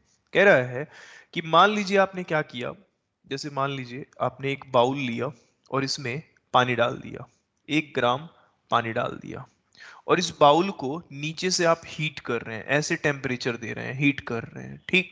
अच्छा, हीट करने से पहले इसका टेम्परेचर मान लीजिए 25 डिग्री सेल्सियस था, आपने हीट करना शुरू किया, इसका टेम्परेचर बढ़ के 26 डिग्री सेल्सियस हो गया। आपने टेम्परेचर को 1 डिग्री सेल्सियस इंक्रीज किया, बोलिए तो। Yes, sir. Yes, sir. अच्छा, Yes, अब sir. 1 डिग्री सेल्सियस इंक्रीज करने के लिए कुछ ना कुछ अमाउंट ऑफ हीट आपने दिया होगा, बोलिए तो। Yes, Yes, sir. yes, sir. Yes, sir. 1 ग्राम पानी को 1 डिग्री सेल्सियस से टेम्परेचर बढ़ाने के लिए जितना एनर्जी खर्चा करना पड़ता है, इसी को कहते हैं 1 कैलोरी। 1 कैलोरी क्या है, पढ़िए। Energy required to increase temperature by 1 degree Celsius of 1 gram water at normal ATM atmospheric pressure is called 1 calorie. समझ में आया 1 कैलोरी क्या है? Yes, Yes, sir. yes, अच्छा, sir. अगर यही 1 किलो कैलोरी होता ना, तो यहाँ 1 ग्राम की जगह पे 1,000 हो जाता, और यहाँ 1 कैलोरी की जगह पे 1 किलो कैलोरी हो जाता। समझ रहे हैं बात को, बोलिए तो। Yes, sir. यस ठीक, ठीक है। तो अगर किलो लगाना होगा तो दोनों तरफ 1,000 कर दीजिएगा। देखिए 2 तरह का एनर्जी होता है, एक होता है ग्रॉस कैलोरीफिक वैल्यू और एक होता है फिजियोलॉजिक कैलोरीफिक वैल्यू। कभी गाड़ी खरीदने जाओगे तो कोई भी मान लीजिए स्कूटी खरीदने जा रहे हैं, मोटरसाइकिल खरीदने जा रहे हैं, या गाड़ी खरीदने जा रहे हैं, तो आप जाइएगा तो मान लीजिए गाड़ी खरीदने गए, कंपनी वाला कहा देखिए सर हमारी गाड़ी का जो माइलेज है वो 1 लीटर तेल में ये चलेगा 70 किलोमीटर। मान लीजिए आप प्लेटिना गाड़ी खरीद रहे हैं 100 सीसी का, तो खूब एवरेज देता है। अब कहा कि ये क्लेम्ड माइलेज है, ये क्लेम्ड माइलेज है ना कंपनी का, बोलिए तो। ठीक, Yes, आप sir. गाड़ी लेके आए, आपने उसमें 1 लीटर तेल डलवाया, आपने महंगा है तेल, 1 लीटर तेल डलवाया, पता चला कि भाई आपका गाड़ी 50 किलोमीटर ही चला, तो एक्चुअल माइलेज आपको ये मिला। अब आप कंपनी को गाली देते हुए उसके यहाँ पहुंच गए कि भाई तुम तो कहे थे कि 1 लीटर में चलेगा 70 किलोमीटर, लेकिन चला मेरा गाड़ी 85 किलोमीटर, तुम तो हमको चूना लगा दिए। आप बिल्कुल स्वतंत्र हैं उसके ऊपर केस करने के लिए, लेकिन कंपनी वाला फिर आपको, डीलर जो है, समझाता है कि सर बात ऐसा है ना कि ये जो 1 लीटर वाला आपको माइलेज 70 किलोमीटर मिलेगा, वो मिलेगा आइडियल कंडीशन में। तो पूछिएगा आइडियल कंडीशन क्या होता है, तो देखिए कहेगा सर आप चले जाइए एकदम पिच सड़क पे, उस पे एक भी बार ब्रेक नहीं दबाइए, कांस्टेंट एक्सेलरेशन रखिए। मान लीजिए आप 70 के स्पीड से सर चला रहे हैं या 40 के स्पीड से चला रहे हैं, तो स्पीड बार बार बदलिए नहीं, बार बार ब्रेक नहीं दबाइए, बार बार क्लच नहीं दबाइए, और तब जाके देखिए आपका गाड़ी 70 किलोमीटर देगा। आप उसको जम्मू सिटी में चलाए थे जहां हर 2 मिनट पे ब्रेक दबाना था, गियर बदलना था, एक्सेलरेट कर रहे थे, डी एक्सेलरेट कर रहे थे, बोलेगा सर वो आइडियल कंडीशन तो है ही नहीं। अब कहिएगा सर ये चीज आप पढ़ाना क्या चाह रहे हैं, अब गाड़ी बिकवाइएगा यहाँ पे। नहीं, देखिए हम जो आपको पढ़ा रहे हैं वो पढ़ा रहे हैं कुछ इंटरेस्टिंग। देखिए मान लीजिए मैं कह रहा हूं कि जानो तुम 1 ग्राम आलू खाओगे, 1 ग्राम आलू, आलू बोले तो कार्बोहाइड्रेट। तो अगर हम कह रहे हैं कि जानते हो, एक चिप्स का पैकेट लेके आए, उस पे लिखा था कि 1 ग्राम आलू खाओगे तो तुमको मिलेगा 4.1 किलो कैलोरी, लिखा था, क्लेम्ड था वो, ठीक, एनर्जी। पता चला तुम खाए और तुमको कितना एनर्जी मिला, सिर्फ कितना मिला, तो 4 कैलोरी मिला। अब तो तुम कहोगे भाई हमको एनर्जी कम मिला, एक्चुअल एनर्जी ये मिला तुमको। कह रहा है एक्चुअली सर सीन यही है, जैसे उस कंपनी का कंडीशन था वैसे ही एनर्जी निकलने का भी कंडीशन होता है। सुनिए, एक तरह का मेटल का डिवाइस होता है, देखिए ध्यान से आपको समझा रहे हैं। एक मेटल का चेंबर होता है, मान लीजिए मेटल का चेंबर है, ठीक, मेटल का चेंबर है। आपने इसमें 1 ग्राम खाना डाल दिया, फूड डाल दिया इस चेंबर में। चलो थोड़ा फोटो बड़ा कर देते हैं। इधर मिसबाह आपको दिखाई दे रहा है? बड़ा Yes, लिखे sir. हैं, दिख जा रहा है ना सबको? Yes, sir. ठीक है। Yes, sir. अच्छा, 1 ग्राम इसमें फूड रख दिए। अब हमको नहीं पता है, आपने मान लीजिए कार्बोहाइड्रेट रखा है या प्रोटीन रखा है या फैट रखा है। अच्छा, नीचे से इस फूड का कंबसन शुरू कराइए एकदम आइडियल कंडीशन में, जितना उसको टेम्परेचर चाहिए, जितना उसको ऑक्सीजन चाहिए, सब आप दे रहे हैं। पता चला इस 1 ग्राम फूड के कंबसन से आपको एनर्जी मिला। और यहाँ पे एक कांटा लगा हुआ था, ऐसे मीटर लगा हुआ था जो बता रहा था कि कितना एनर्जी मिला, ठीक है, ऐसे मीटर। उस मीटर ने बताया कि भाई आपको इतना एनर्जी मिला। अब ये आपने आइडियल कंडीशन में 1 ग्राम फूड से एनर्जी निकाला है।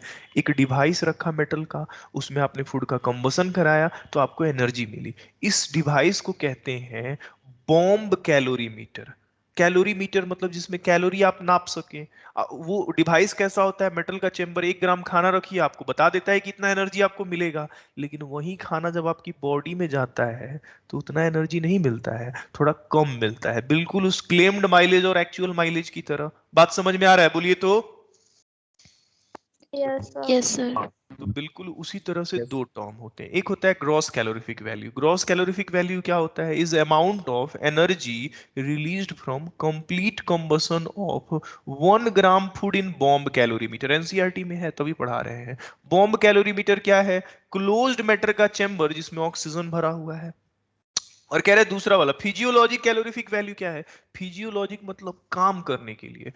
1 ग्राम खाना कुछ एनर्जी दिया, अब वही 1 ग्राम खाना आपकी बॉडी में गया तो एनर्जी कम दे दिया, क्योंकि कंडीशन अलग होता है। हो सकता है आपकी बॉडी में ऑक्सीजन थोड़ा कम हो, बहुत ज्यादा कम हो, उससे तो कम ही आपको एनर्जी मिलेगा, क्योंकि हमेशा आपकी बॉडी में आइडियल कंडीशन नहीं होता है। Is actual amount of energy released in human body due to complete aerobic oxidation of 1 gram food. आई बात समझ में? बोलो तो।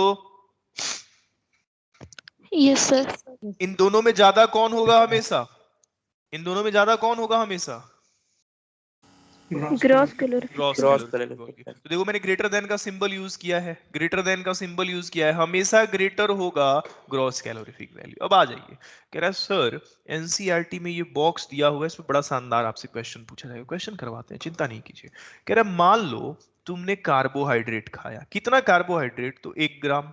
मान लो तुम कह रहे हो हम 1 ग्राम प्रोटीन खाएं, अब मान लो कह रहे हो 1 ग्राम फैट खाएं।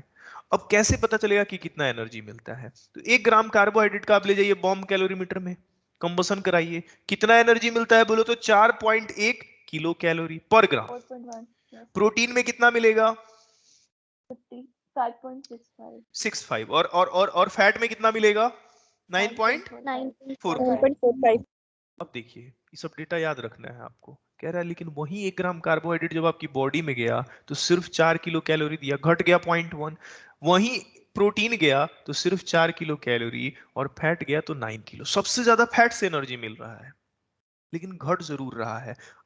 अब देखेंगे हर बार आपकी ग्रॉस कैलोरीफिक वैल्यू ही ज्यादा है या नहीं है? बोलो।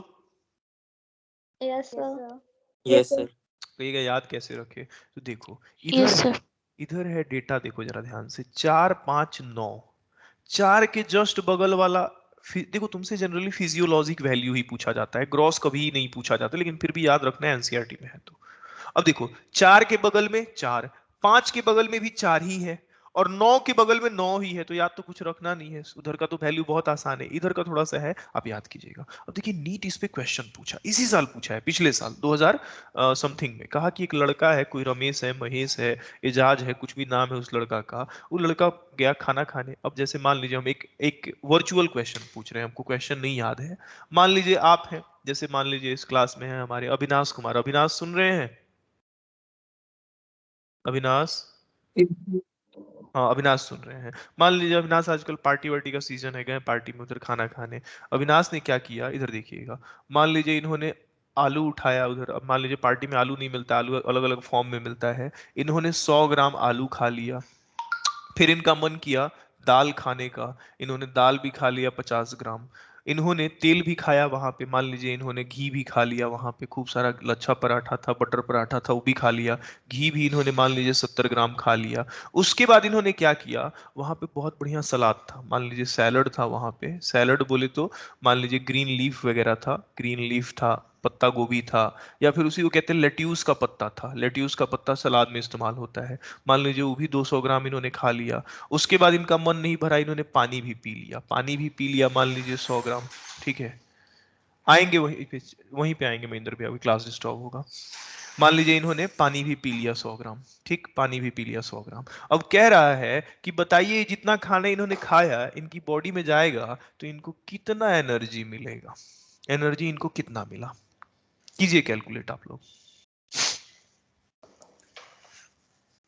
क्वेश्चन पूछा है ये नीट में, अब डेटा अलग था, नीट में पूछा गया है, पिछले साल पूछा गया है, आपसे भी पूछा जाएगा।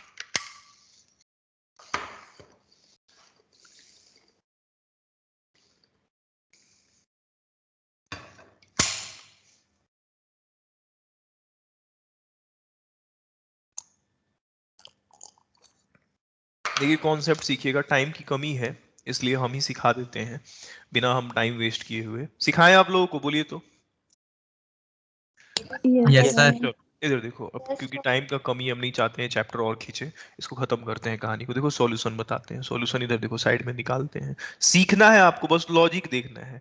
इन्होंने आलू खाया है, आलू बोले तो क्या होता है, कार्बो होता है। Yes, sir. Yes, sir. Yes sir. Carbo कितना खाया है, 100 ग्राम। 1 ग्राम से कितना एनर्जी मिलता है बॉडी में, बोलो तो।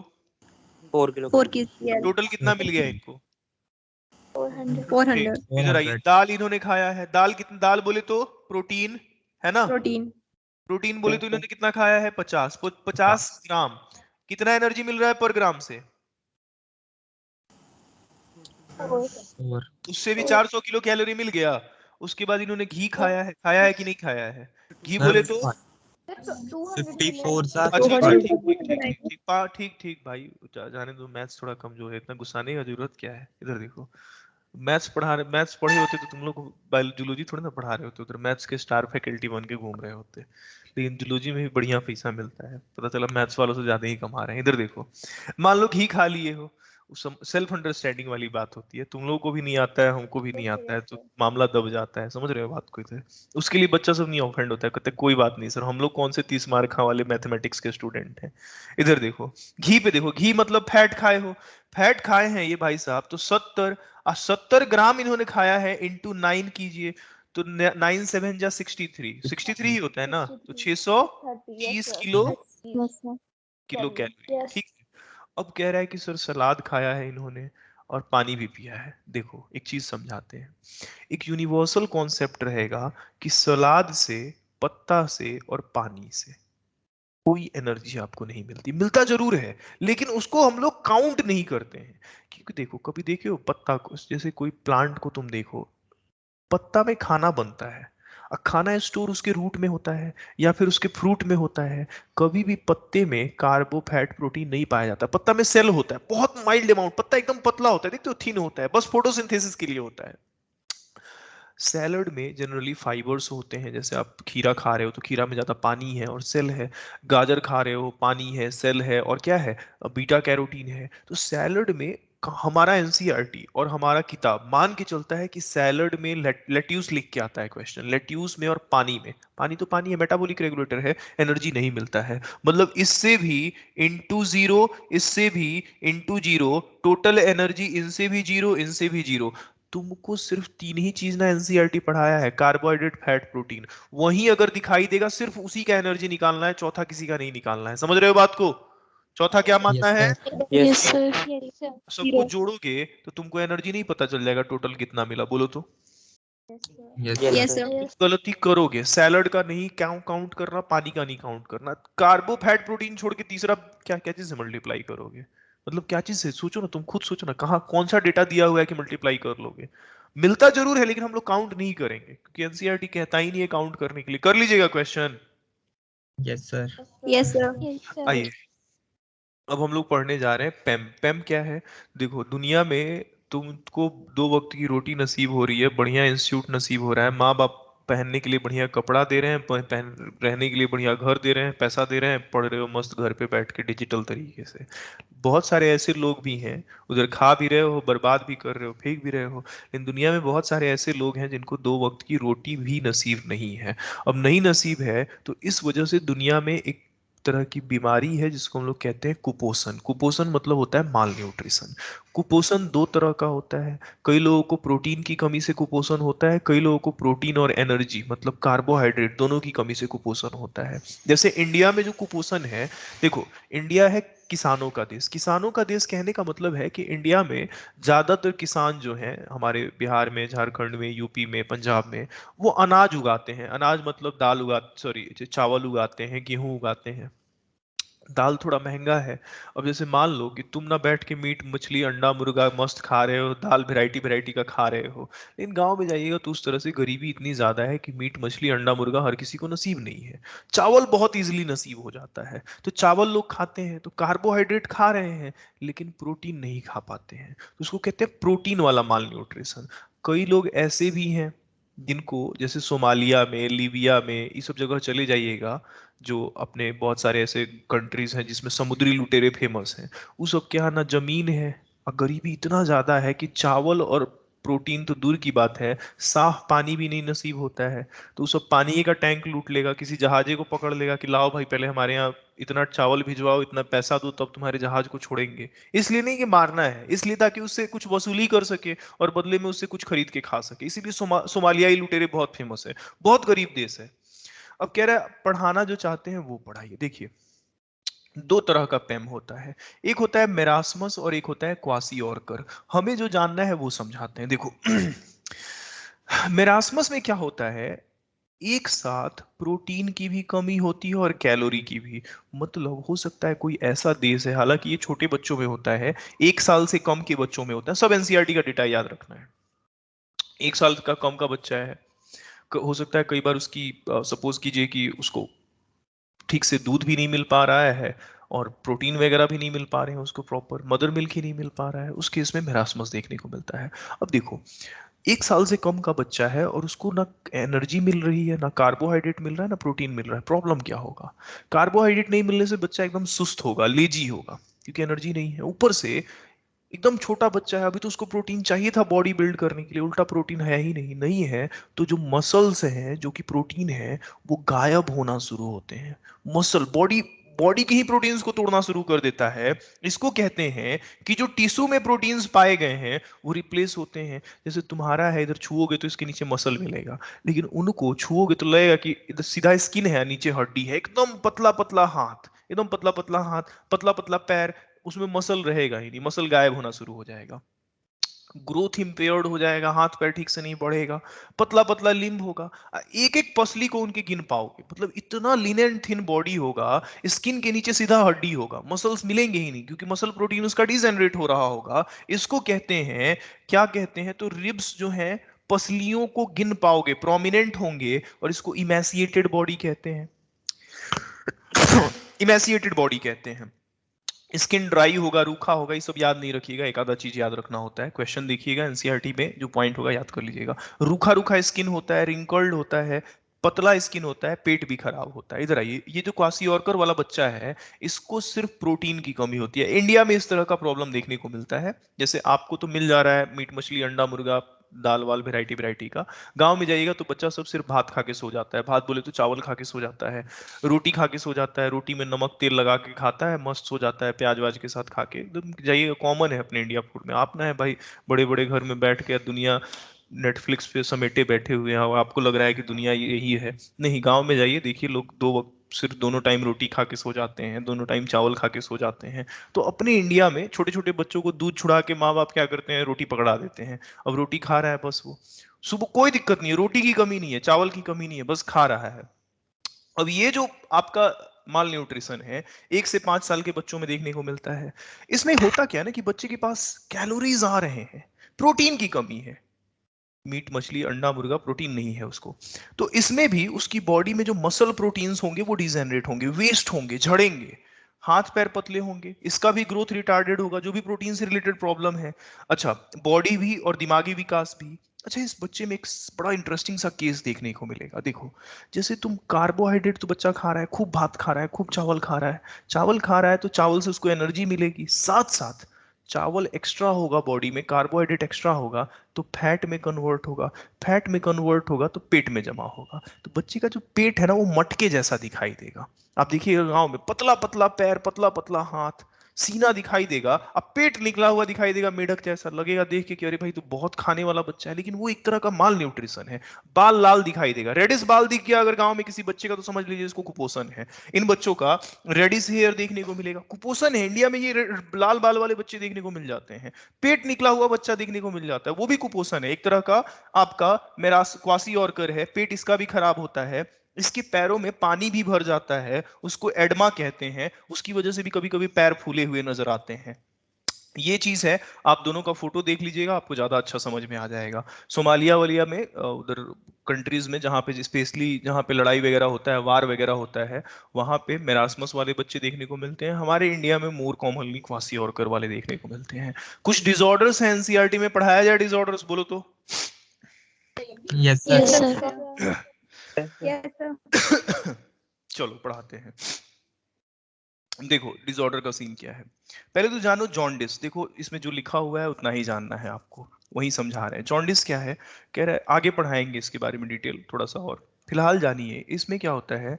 आपकी बॉडी में bile pigment, specially bile pigment कौन है, बिलिरुबिन बढ़ जाता है। क्यों बढ़ जाता है, तो पहले ही बोले थे बिलिरुबिन तुम्हारी बॉडी में आरबीसी के टूटने से बनता है। मान लो मेरी बॉडी में बहुत ज्यादा रेड ब्लड सेल टूट रहा है किसी कारण से, आरबीसी ज्यादा टूटेगा तो मेरा लिवर ज्यादा बिलिरुबिन बनाएगा।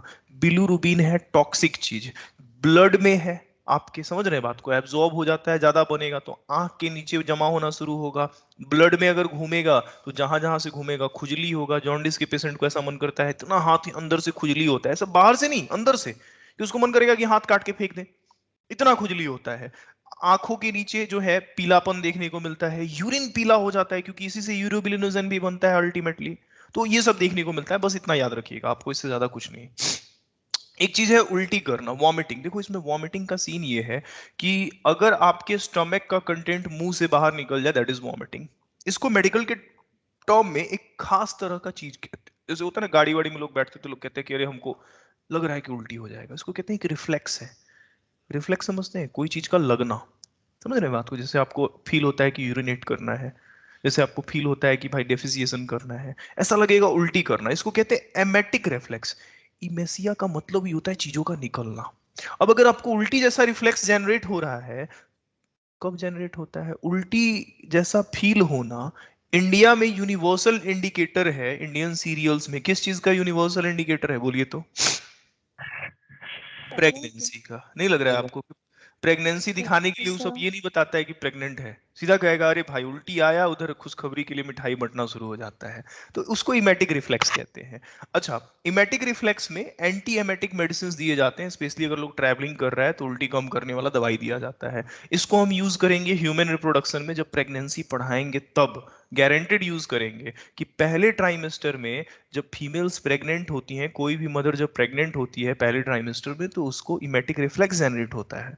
उसके लिए दवाई नहीं दिया जाता है, ध्यान रखिएगा। दवाई क्यों नहीं दिया जाता है वो भी पढ़ाएंगे। एंटी एमेटिक मेडिसिन नहीं दिया जाता है, हालांकि दिया जाता है, एक एंटी एमेटिक मेडिसिन दिया गया था जिसकी वजह से प्रॉब्लम हुआ था, वो वहां पे पढ़ाएंगे। अगला है पेट का खराब होना, डायरिया, अभी भी बताना जॉन्डिस पड़ेगा। में इचिंग क्यों होती है? क्या कह रहे हो। इचिंग क्यों होती है जॉन्डिस में? जॉन्डिस में मैंने कहा बिलिरुबिन जो बढ़ता है ना, वो जहां जहां जाएगा, बिलिरुबिन समझ रहे हो बात को, अगर बिलिरुबिन जहां जहां जाएगा, वो एक तरह का टॉक्सिक मटेरियल है, जहां जहां से गुजरेगा वहां पे इचिंग होगी। कहे तो है, ठीक है। इधर आइए, बिलिरुबिन टॉक्सिक है। इधर आइए आगे बात करते हैं, डायरिया पे बात करते हैं। कुछ नहीं है डायरिया मतलब पेट खराब होना। पेट खराब होना क्या होता है, अगर आपकी फीकल मैटर में पानी ज्यादा है, मतलब उसमें लिक्विडिटी ज्यादा है, तो उसकी वजह से बाउल मूवमेंट बढ़ जाएगा, दैट इज डायरिया। अगला है कॉन्स्टिपेशन। कॉन्स्टिपेशन पढ़ाने के लिए हमको, कॉन्स्टिपेशन है क्या, देखो कॉन्स्टिपेशन ये है कि पढ़ाने के लिए हमको एक पेज ऐड करना पड़ेगा। Let me add a page first, उस पर पढ़ाएंगे आपको कब्ज। आइए, चलिए इस चीज को आप लोग व्हाइट बैकग्राउंड पे ही पढ़िए, फरमाइशी पढ़ाई है, व्हाइट बैकग्राउंड पे ही पढ़िए। देखिए पहले कॉन्स्टिपेशन क्या है समझाते हैं। जैसे मान लीजिए ये आपका एलिमेंट्री कनाल है, थोड़ा बड़ा सा एलिमेंट्री कनाल बनाते हैं। पर देखो यार बहुत बड़ा भी नहीं बन जाए। इधर देखो ये एलिमेंट्री कनाल है, ठीक है, इधर ले आओ, इधर ले आओ, इधर कोलॉन है तुम्हारा। कह रहा है किसी कारण से सर मान लीजिए हम खाना वाना ठीक से नहीं खाते हैं, ऐसा खाना नहीं खाते हैं जिससे बाउल मूवमेंट बढ़े, रफेज बढ़े, फूड का वॉल्यूम बढ़े, तो होता क्या है, जो फीकल मैटर है, अनडाइजेस्टेड फूड है सर, वो जाके रिटेन कर जाता है यहाँ पे, रिटेंशन हो जाता है, फंस जाता है, अब बाहर नहीं निकलता है। Retention of faecal matter, faecal matter बाहर नहीं निकलेगा तो आपको ऐसा फील होगा, अर्ज जेनरेट होगी, लेकिन क्या होगा, फीसेस डिस्चार्ज नहीं होगा। इसी चीज को हम लोग कहते हैं, क्या कहते हैं बोलो तो, कॉन्स्टिपेशन, कब्ज कहते हैं, कहते हैं कि नहीं कब्ज, बोलो तो। Yes sir. इलाज पढ़ो तुम इलाज पढ़ो, पहले इलाज जरूर पढ़ाएंगे। एक हमको छोटा सा जवाब दीजिए आप लोग। तीन तरह का सॉल्यूशन होता है, एक होता है हाइपोटोनिक, एक होता है हाइपरटोनिक, हाइपरटोनिक, और एक होता है आइसोटोनिक। जरा आप सिर्फ ये बताइए, सुनिए, चलिए अब बताने पूछें उससे अच्छा है कि हम आपको समझा दें। देखो हाइपो का मतलब होता है लेस। तुम लोग कहते हो भाई हाइपर काहे हो रहे हो, हाइपर का मतलब होता है ज्यादा। देखो अगर सॉल्यूशन की बात कर रहे हो, सॉल्यूशन की बात कर रहे हो, मान लो यहाँ दोनों सॉल्यूशन में तुमने पानी रखा है, पानी इधर दोनों में पानी रखा है, फॉर एग्जांपल H2O रखा है, सॉल्वेंट है, पानी सॉल्वेंट है। मान लो यहाँ तुमने पानी का 10 मॉलिक्यूल रखा है। कह रहे सर ये हाइपोटोनिक क्यों है, क्योंकि इसमें सॉल्यूट कम होगा। सॉल्यूट का होगा बोलो तो, कम, लो होगा। और हाइपरटोनिक सॉल्यूशन किसको कहते हैं, जिसमें सॉल्यूट क्या हो बोलो तो, ज्यादा। ज्यादा। सॉल्यूट के रिस्पेक्ट में सॉल्यूशन हाइपर या हाइपो होता है। अब मान लो सॉल्यूट में तुम चीनी डाल रहे हो, फॉर एग्जांपल मान लो तुमने इसमें डाला है सिर्फ 3 चीनी, और इसमें डाल दिया है मान लो तुमने 5 चीनी डाल दिया है, ठीक। दोनों में 10-10 पानी है, 10-10 मॉलिक्यूल पानी का है। सुनो, 3 चीनी है, 3 शुगर है, 3 शुगर है, उसको 3 पानी के साथ मिला दो, जोड़ दो। यहां पे कितना शुगर है, 5। जितना चीनी है, जितना चीनी है उसको उतने ही पानी के साथ जोड़ दो, ठीक है, इधर भी उतना जुड़ गया, बाइंड कर गया। ये बताओ इस हाइपोटोनिक सॉल्यूशन में फ्री मॉलिक्यूल ऑफ वाटर, पानी के कितने मॉलिक्यूल फ्री बचे, 10 था, 3 चीनी के साथ जुड़ गया, कितना फ्री बचा बोलो तो, 7 यहाँ पे फ्री बचा। अच्छा 7 सेकंड वाले में कितना फ्री मॉलिक्यूल ऑफ वाटर बचा बोलिए तो, 5। 5 जरा कहानी देखो, ये बताओ पानी किसके पास ज्यादा है, पानी किसके पास ज्यादा है इन दोनों सॉल्यूशन में, हाइपोटोनिक। हाइपो के पास। मतलब पानी का मूवमेंट हाइपो टू हाइपर होता है, समझ में आया, yes sir. Universal concept. Yes sir. Hypotonic में सॉल्यूट कम है तो सॉल्वेंट ज्यादा होगा, और हाइपर में सॉल्यूट ज्यादा है तो सॉल्वेंट कम होगा, और सॉल्वेंट है पानी तो पानी ज्यादा से कम की तरफ जाता है।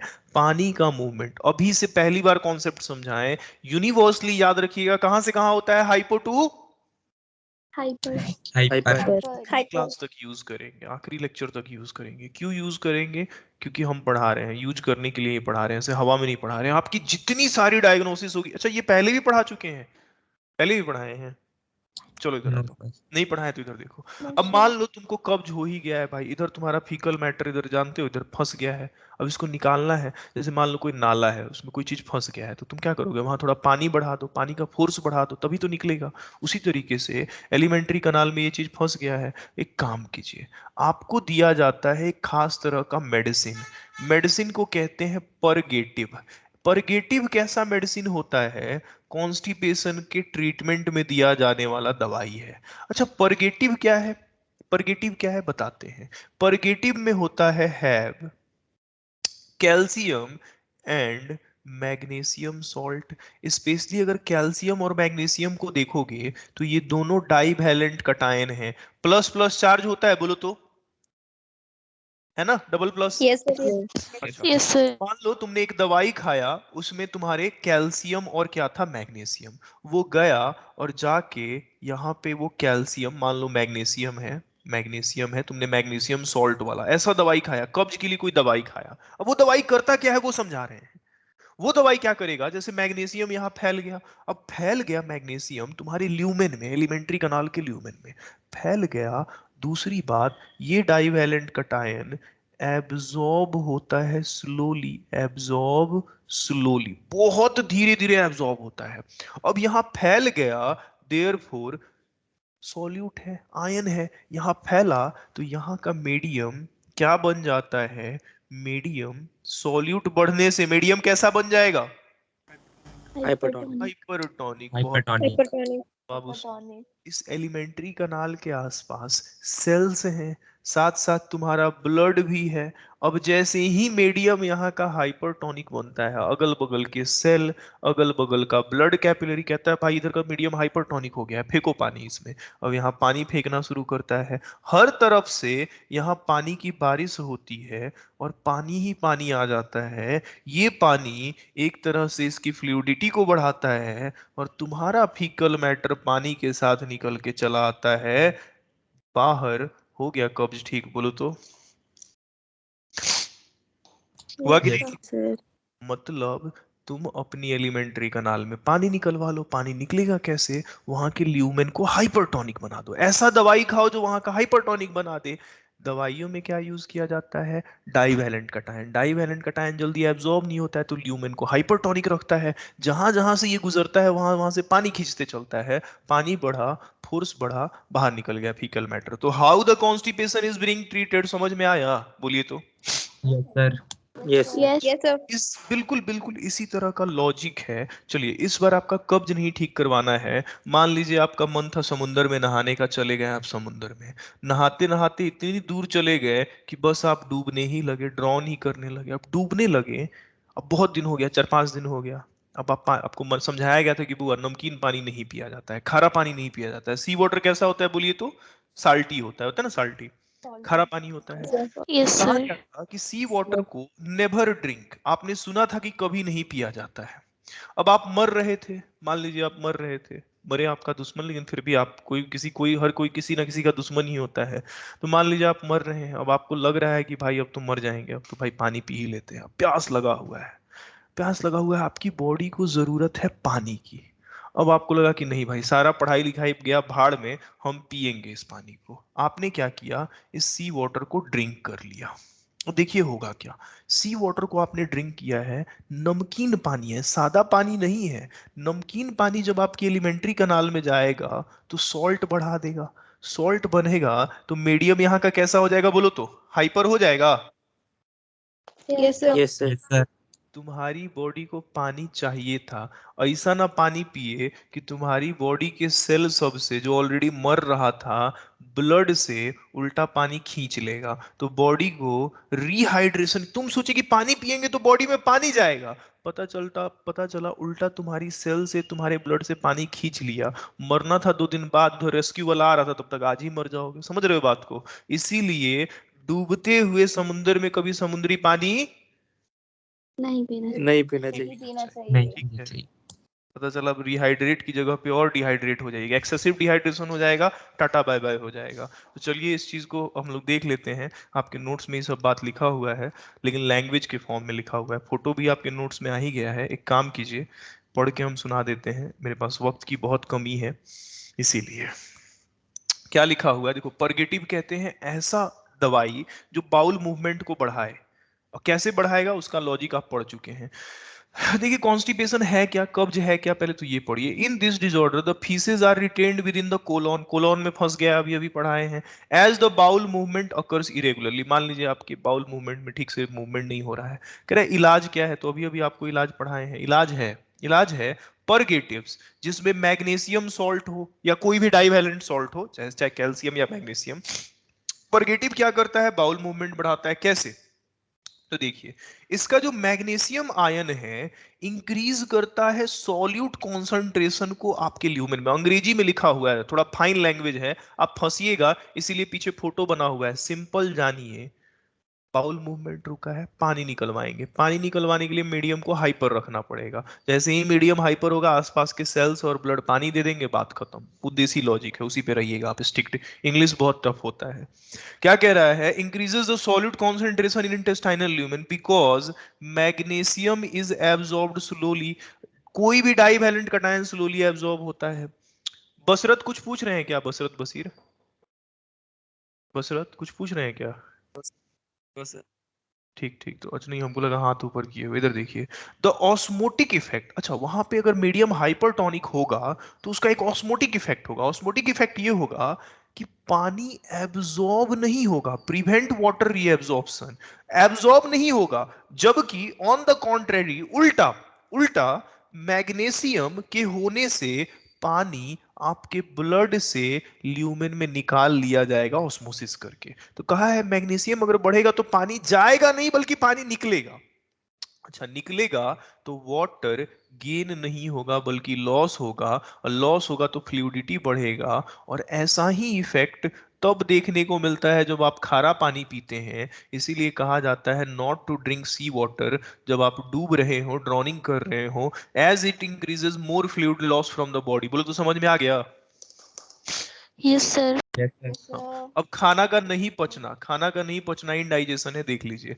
अगला एक बीमारी है गैलेक्टोसेमिया। ये थोड़ा समझिए गैलेक्टोसेमिया क्या है। मान लो तुम दूध पिए हो, दूध पिए हो मतलब लैक्टोज पिए हो, समझ रहे हो बात को? Lactose, milk, sugar.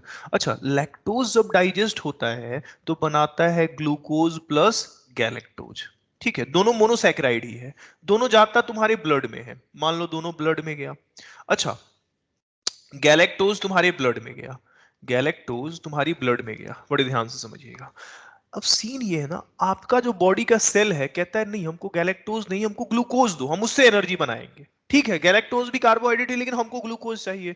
तो बॉडी उसका तरीका ढूंढता है। बॉडी क्या करता है, इस गैलेक्टोज पे एक एंजाइम को कहता है, एक एंजाइम है उसका नाम है यूरिडाइल ट्रांसफरेज। कहता है काम करो ना भाई, इस गैलेक्टोज को ग्लूकोज में बदल दो। ये ग्लूकोज को दे देता है सेल को, और सेल उससे बना लेता है एटीपी। मतलब साधारण भाषा में समझो तो तुम अगर गैलेक्टोज खाते हो तो उस गैलेक्टोज को भी कन्वर्ट किया जाता है तुम्हारी बॉडी में ग्लूकोज में with the help of enzyme uridyl transferase. अब मान लो तुम्हारी बॉडी में इस एंजाइम की कमी है कोई जेनेटिक डिफेक्ट की वजह से। जीन मतलब डीएनए, डीएनए से आरएनए, आरएनए से प्रोटीन, प्रोटीन से एंजाइम, क्योंकि सारे एंजाइम प्रोटीनिशियस होते हैं। मान लो कोई अनुवांशिक बीमारी है हमको, और मेरी बॉडी में ये एंजाइम नहीं बन रहा है, नहीं बन रहा है, तो जब जब हम गैलेक्टोज खाते होंगे मेरे ब्लड में गैलेक्टोज जमा होता होगा। लेकिन क्या वो गैलेक्टोज ग्लूकोज में कन्वर्ट हो पाता होगा? No sir. नहीं हो सर पाता No, होगा। sir. No sir. होता होगा तो जानते हैं यही ब्लड जब ब्रेन में जाएगा ना, तो ये गैलेक्टोज तो अब कन्वर्ट नहीं हुआ ग्लूकोज में। सेल कहेगा नहीं, हम तो तुमसे मांगे थे ग्लूकोज, तुम लाए हो गैलेक्टोज, रख दो इधर गैलेक्टोज को। और रख दोगे तो जमा होने लगेगा, जमा होने लगेगा तो दिमागी विकास कम हो जाएगा, मेंटल रिटार्डेशन होगा। इसी बीमारी को गैलेक्टोसेमिया कहते हैं। लैंग्वेज के फॉर्म में लिखा हुआ है, देख लीजिएगा, आपको समझ में आ जाएगा। समझ में आई बात? बोलिए। Yes, yes sir. Sir. Yes चलिए, सर। अब लिखा हुआ है एक क्वेश्चन कि आखिर हमको नींद क्यों आता है खाना खाने के बाद? Why we feel drowsy after heavy diet? तो आप लोग खुद से ढूंढिएगा, सिंपल सा जवाब है। जब आप खाना खाते हैं तो डाइजेशन होता है, डाइजेशन के बाद एब्जॉर्प्शन होगा ब्लड में। अब ब्लड ब्रेन को भी सप्लाइड रहता है, एलिमेंट्री कनाल में भी। जब आप खाना खाते हैं तो ब्लड सप्लाई एलिमेंट्री कनाल में बढ़ा दिया जाता है ज्यादा से ज्यादा एब्जॉर्ब्ड फूड लेने के लिए। जैसे ही ब्लड सप्लाई एलिमेंट्री कनाल में बढ़ता है ब्रेन को कम हो जाता है, ब्रेन को कम होता है तो आपकी बॉडी थोड़ी रिलैक्स्ड स्टेट में यानी नींद वाले स्टेज में जाने लगती है। तो उसका जवाब हम लिखे नहीं है। इसके बाद है एक टर्म एनोरॉक्सिया। एनोरॉक्सिया का मतलब है भूख नहीं लगता। जैसे गाना नहीं है, मुझे भूख नहीं लगती, मुझे प्यास नहीं लगती, दिल में दर्द रहता है। तो ये सब प्यार होने का लक्षण है, हालांकि ऐसे दूसरे कारण भी हो सकते हैं जैसे एनोरॉक्सिया है। तो ये सब देखते रहिएगा, पता करते रहिएगा, ऐसे आसपास लोग होते हैं जिनको ये सब होते रहता है टाइम टू टाइम। तो वो एनोरॉक्सिया है। टर्म है, मेडिकल टर्म्स हैं, आप छोड़ सकते हैं। कह रहे देखो सर, एक चीज है, हमारा कुछ भी है ना बॉडी में, सबका सेंटर ब्रेन में। एक चीज तुमको समझाते हैं, देखो। तुम्हारी बॉडी में, ध्यान दो, हंगर सेंटर ब्रेन में भी पढ़ाएंगे, एपेटाइट सेंटर मतलब भूख का सेंटर, एपेटाइट का सेंटर प्यास का सेंटर, खूब खाए, आज मन था रसगुल्ला खाने का, खा लिए, तृष्णा मिट गया, इच्छा मिट गई खाने की, अब नहीं खाएंगे, तो उसको कहते हैं स्टैटिटी सेंटर, सेटिस्फैक्टन सेंटर, नींद का सेंटर, टेम्परेचर रेगुलेशन सेंटर, सब तुम्हारे हाइपोथैलेमस में होता है। थोड़ी देर के लिए इसको याद रखिएगा, नर्वस सिस्टम में पढ़ाएंगे। कह रहे देखो, ये जो नोजिया होती है, वॉमिटिंग जैसी टेंडेंसी, और वॉमिटिंग सेंटर, इनफैक्ट तुम्हारी बॉडी का हर इनवॉलेंट्री एक्शन, हम खांस रहे हैं अपने आप खांसी आ रहा है, छींक रहे हैं अपने आप आ रहा है, उल्टी अपने आप आ रहा है, नोजिया अपने आप आ रहा है, जो भी चीज अपने आप होता है, सारे इनवॉलेंट्री सेंटर मेडुला में होते हैं। इनफैक्ट ऑल इनवॉलेंट्री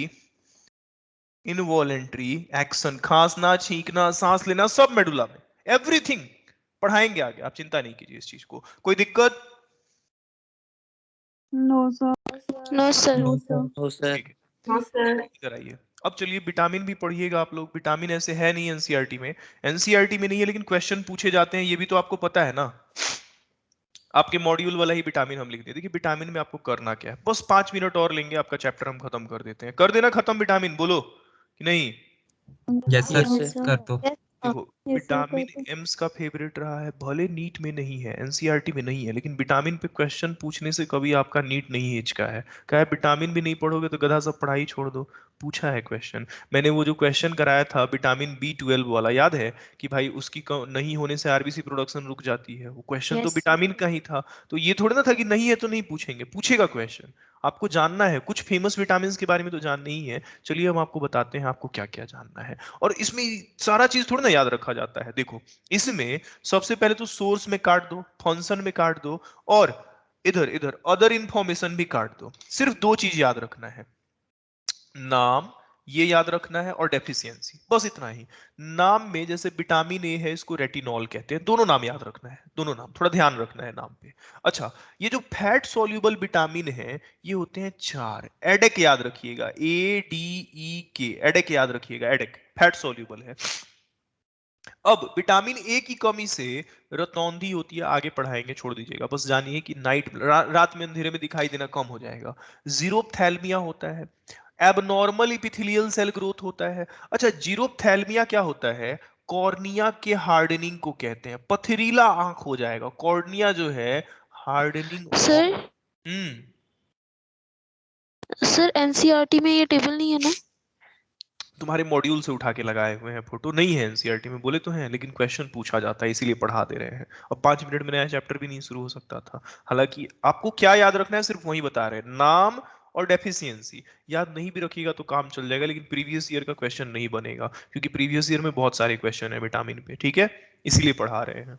पढ़ा जो देना। Other Okay, sir. इंफॉर्मेशन है, क्या कह रहे हो? अदर इन्फॉर्मेशन जहां जरूरत होगी हम वहां बता देंगे, वो भी नहीं पूछा जाता है, नहीं पूछा जैसे जाएगा। जो विटामिन ई का है उसका एक क्वेश्चन भी बना हो ना कि फर्टिलिटी विटामिन कौन बस सा बस बता देते हैं, इसीलिए हम बोले हैं कि हम बताएंगे, जहां बोलेंगे वहीं पे याद कीजिएगा, पढ़ा देने दीजिए हमको, क्या कि टाइम हो रहा है। देखिए यहाँ पे हार्डनिंग ऑफ कॉर्निया है, जैसे विटामिन डी है, इसको कैल्सीफेरॉल कहते हैं, बस दूसरा नाम याद रख लीजिएगा। अच्छा, विटामिन डी की कमी होगी तो छोटे बच्चों में एक बीमारी होती है, उसको कहते हैं रिकेट्स, पढ़ेंगे आगे लोकोमोशन में। और अगर आप बड़े हैं तो उसी बीमारी को कह दिया जाता है ऑस्टियोमेलेसिया, बस इतना ही याद रखिएगा। दूसरा, विटामिन ई, इसको कहते हैं टोकोफेरॉल। देखो टोकोफेरॉल ऐसे तो ह्यूमंस में इसका कोई इफेक्ट नहीं होता है, मान लो तुम विटामिन ई नहीं ले रहे हो, नो इफेक्ट इन ह्यूमंस। अगर तुम नहीं ले रहे हो तो ह्यूमंस में कोई दिक्कत नहीं है, जनरली इसका बहुत सिग्निफिकेंट रोल नहीं होता है, माना जाता है बाल उल को शाइनी बनाता है तो विटामिन ई वाला तेल लोग लगाता है, ऐसे कोई इफेक्ट नहीं है। लेकिन देखा गया कि चूहों में अगर विटामिन ई की कमी हो जाएगी तो उनका फर्टिलिटी खत्म हो जाता है, तो चूहों के रिस्पेक्ट में कह दिया गया कि ये फर्टिलिटी विटामिन है। अगर चूहों में कमी हो जाएगा तो वो स्टेराइल हो जाएंगे, नपुंसक हो जाएंगे, उनका फर्टिलिटी ही खत्म हो जाएगा। तो इंसानों में नहीं, ये नहीं कि तुम विटामिन ई नहीं ले रहे हो तो तुम नहीं हो जाओगे, समझ रहे हो बात को? तो चूहों की रिस्पेक्ट में बात हो रही है। अगला, ये विटामिन ई का आप पे कोई रोल नहीं है। विटामिन के, विटामिन के आप जानते हैं, इसका नाम याद रखिएगा, फाइलोक्विनोन है, मेनाक्यूनोन है, मेनोडिनोन है, आप फाइलोक्विनोन नाम याद रखिएगा जहां जहां टिक लगा रहे हैं। विटामिन के की कमी होगी तो ब्लड क्लॉटिंग फेल हो जाएगा, ब्लड क्लॉटिंग टॉपिक में पढ़ना है, वहां से रिलेट करके क्वेश्चन पूछेगा। हाँ, एक और चीज वहां पे आपको पढ़ाएंगे, ये अदर इंफॉर्मेशन आपको ब्लड क्लॉटिंग टॉपिक में हम पढ़ाएंगे, बॉडी फ्लूइड सर्कुलेशन में। बॉडी फ्लूइड सर्कुलेशन में मैं खुद पढ़ाऊंगा, क्योंकि ये क्वेश्चन एम्स में पूछे हुए हैं, यहां से नहीं पढ़ाएंगे, वहां पे पढ़ाएंगे, आप छोड़ दीजिएगा उसको। देखिए लिखा भी हुआ है कि बैक्टीरिया बनाता है लार्ज इंटेस्टाइन का, तो मार दीजिएगा एंटीबायोटिक खा के, तो आपके बॉडी में विटामिन के का कमी होगा कि नहीं, बोलिए तो, यस सर। बोलिए। Yes, sir. इधर आइए। Yes, अब sir. आइए, वाटर सोल्यूबल विटामिन, एडेक हो गया, ADE हो गया। वाटर सोल्यूबल में सबसे पहले आता है B complex, vitamin B1 thiamine. आपको पता है ये थायमिन कौन सा थायमिन नहीं है? डीएनए वाला। N2 बेस है, नाइट्रोजेनियस बेस है। यस चलो सर।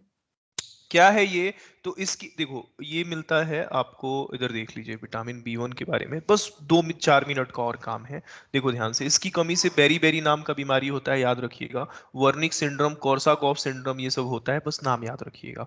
एक और बात याद रखिएगा, जो आपसे पूछा जाता है, कह रहा है मान लो तुम बहुत चमकीला चावल खा रहे हो, एकदम पॉलिश किया हुआ, तो पॉलिश्ड राइस में या फिर पॉलिश्ड ग्रेन्स में इसकी कमी होती है। तो जो लोग पॉलिश्ड राइस खाते हैं हैज डेफिशिएंसी, उनको विटामिन ए की कमी हो सकती है। Polished rice has deficiency of vitamin B1। इसीलिए कहा जाता है कि हर चमकने वाली चीज अच्छी नहीं होती है खाने में। तो चमक वाला चावल देखिए, बहुत अब आजकल ट्रेंड में चला है ब्राउन राइस, जो एकदम पीला पीला दिखता है, वो राइस लोग खा रहा है। भाई काहे खा रहा है? क्योंकि उसमें विटामिन B1 मिलता है, न्यूट्रिटिव ज्यादा है। गांव में जाइएगा तो लोग प्रोसेस चावल नहीं खाते हैं, गए उधर उसका बस चाप हटवा दिए, वही खा रहे हैं। थोड़ा बना रहे हैं तो गंदा भी दिख रहा है, उतना सफेद नहीं भी दिख रहा है, फिर भी वो सही रहता है चावल। अच्छा एक और बात याद रखिएगा, अगर आप कच्चा मछली खाइएगा, जैसे क्या होता था, मान लीजिए आप समुद्र में डूब रहे हैं, मर रहे हैं, तो मछली पकड़ के खा लिए, कच्चा मछली खा लीजिएगा,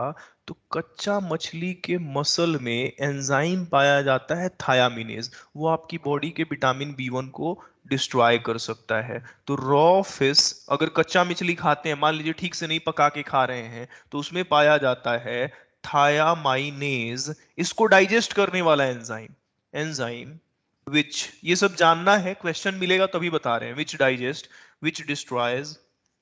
अभी कितना मिनट बचा हुआ है? 2 मिनट। ठीक है, बस 1 मिनट हम और लेंगे, हम 1 मिनट और लेंगे। इधर आइए आगे। अच्छा एक और चीज बताते हैं, देखो हुआ क्या था ना, कि जैसे जब जंग होता था, वर्ल्ड वॉर 2 हुआ था, वर्ल्ड वॉर 2 के टाइम में क्या किया गया था, कैदी सबको बंधक बना लिया गया था। मान लीजिए तुम्हारे यहाँ की सेना को कोई पकड़ लिया, वहां की सेना को तुम पकड़ लिया, सबको जेल में ठूस दिया गया। ठूस दिया गया तो सबको खाना पानी ठीक से नहीं मिलता था, खाना पानी नहीं मिलता था, तो उनको कहा गया था प्रिजनर्स ऑफ वॉर। दूसरे विद प्रिजनर ऑफ वॉर, ध्यान दीजिएगा, इस पे भी क्वेश्चन है आपके आईपीएमटी में। Prisoner of war suffer from this, beriberi से प्रिजनर ऑफ वॉर भी सफर किए थे दूसरे विश्व युद्ध के समय, सेकेंड वर्ल्ड वॉर के टाइम में। याद रखिएगा, बड़ा फेमस क्वेश्चन है। ठीक से उनको खाना पानी मिलता नहीं था, कि जंग का कैदी है, कौन खाना देगा भाई उनको, तो उस टाइम में उनको भी ये बीमारी बहुत हुआ था। अगला है विटामिन B2, राइबोफ्लेविन है, इसकी वजह से चिलियोसिस होता है। चिलियोसिस क्या होता है, इधर एंगल ऑफ माउथ पे क्रैक होना, cracking at angle of mouth. बस 1 मिनट और हम लेंगे। अगला है B3, इसको नायासिन कहते हैं, इससे पेलेग्रा होता है। पेलेग्रा क्या होता है, तो पेलेग्रा को हम लोग कहते हैं 3D डिजीज। 3D डिजीज क्या है, तो ध्यान दीजिएगा, इससे आपको 3 बीमारियां होती हैं। एक होता है, ध्यान दीजिएगा, 3 बीमारियां कौन कौन सी होती हैं, तो एक होता है डर्माटाइटिस। डर्माटाइटिस क्या है, स्किन का स्केली होना, स्किन स्केली होना। दूसरा है डायरिया, पेट का खराब होना, इस बीमारी में पेट भी खराब होता है, स्किन छूटने लगता है मछली के स्किन जैसा। और तीसरा होता है डिमेंशिया। डिमेंशिया कहते हैं यादाश्त का कमजोर होना, धीरे धीरे धीरे धीरे लॉस ऑफ मेमोरी होना। इसीलिए पेलेग्रा को बहुत फेमस हम लोग 3D डिजीज कहते हैं। अगला है B5, इसके बारे में नहीं याद रखिएगा, देखिए इसमें डर्माटाइटिस लिखा है, लॉस ऑफ हेयर लिखा है, बाल पकने लगेगा। अगला है B6, इसके बारे में भी नहीं याद रखिएगा, पायरोडॉक्सिन लिखा है, डर्माटाइटिस होगा, इससे खून की कमी, एनीमिया होगा, कन्वल्सन, बेचैनी, नोजिया, उल्टी, मेंटल डिसऑर्डर, ये सब होगा, छोड़ दीजिएगा। अगला है बायोटिन, ये याद रखना है, विटामिन B7 है, इसके नहीं होने से आपको भूख नहीं लगेगा, बाल पकेगा, मतलब बाल से रिलेटेड आपको विटामिन B कॉम्प्लेक्स इसीलिए डॉक्टर लिखता है जब बाल झड़ता है। जब भी बाल झड़ेगा जाइए डॉक्टर के पास, लिख देगा B कॉम्प्लेक्स खाओ। स्पेशली बहुत सारे बी कॉम्प्लेक्स लिख देगा, आप खाइए बाल ठीक हो जाता है, क्योंकि सब उसी से, बाल पक रहा है, झड़ रहा है, बी कॉम्प्लेक्स खाते रहिए। जब भी विटामिन बी की कमी होगी बाल से रिलेटेड प्रॉब्लम्स देखेंगे। इनिशियल स्टेज में अगर बाल झड़ रहा है तो विटामिन बी कॉम्प्लेक्स खा के देखिए, 15 टैबलेट खा के देखिए, आपका बाल झड़ने का प्रॉब्लम ठीक हो, खत्म हो जाएगा। छुपाइएगा नहीं, बताइएगा तो झड़ते जाएगा, फिर तो गंजई हो जाइएगा। समझ रहे बात को। अगला है फॉलिक एसिड। फॉलिक एसिड क्या है? B9 है। B9 है, इससे मिगैलोब्लास्टिक एनीमिया होता है, आगे पढ़ाएंगे। मेगा मतलब होता है लार्ज, मेगा मतलब होता है, छोड़ दो इसके बारे में आगे पढ़ाएंगे। विटामिन B12, इस पे क्वेश्चन पूछा जाता है। इकलौता ऐसा विटामिन है B12 जिसमें कोबाल्ट नाम का मेटल पाया जाता है, इसलिए इसको कोबालामिन कहते हैं। हैब है, बहुत फेमस क्वेश्चन है, पूछा जाएगा बताओ कौन सा विटामिन है जिसमें एक मेटल पाया जाता है, तो इसी में कोबाल्ट मेटल पाया जाता है, इसीलिए इसको कोबालामिन कहते हैं। बहुत फेमस है, इससे परनीसियस एनीमिया होता है, आरबीसी के प्रोडक्शन में मदद करता है। उसके बाद है विटामिन B17, छोड़ दीजिए। इसके बाद है last vitamin, vitamin B-C, ascorbic acid. आप जानते हैं खट्टा फल वल खाने से होता है, जैसे मान लीजिए अमला खा रहे हैं, गुआवा खा रहे हैं, टोमेटो खा रहे हैं, इसके नहीं होने से आपका गम कमजोर हो सकता है, आपका स्वोलन गम देखने को मिलेगा, और उसी को कहते हैं स्कर्वी। इसको Vasco D gamma, sellers disease भी कहते हैं स्कर्वी को। पहले जो नाविक होते थे, समुद्री लोग होते थे, वो मीट मछली तो रख लेते थे, लेकिन ताजा फल उनको नहीं मिल पाता था, आंवला ये सब नहीं मिल पाता था। नहीं मिल पाने की वजह से 6-6 महीना पानी में है, पता चला जब उतरा तो सब गम फूल गया है, काहे भाई? तो उनको विटामिन सी नहीं मिला, तो इसीलिए कहा गया ये सेलर्स डिजीज है, बहुत फेमस। हालांकि अब तो हर जगह मिल जाता है सेलर, सबको पहुंचा दिया जाता है जहाज पे, हर जगह पोर्ट बना हुआ है, पहले होता था। ये था विटामिन का कहानी, थोड़ा बहुत खुद से पढ़ लीजिएगा, कोई दिक्कत होगा तो क्वेश्चन मेरे पास व्हाट्सएप पे भेज लीजिएगा, नहीं तो डाउट सेशन हर संडे को 3:30 से लगेगा। चैप्टर हो चुका है समाप्त, अगले लेक्चर में नया चैप्टर शुरू होगा। Thank you all, have a good day. Thank you, sir. Thank you sir. Thank you, ठीक sir. ठीक Thank you, sir. ठीक, Thank थैंक you, sir.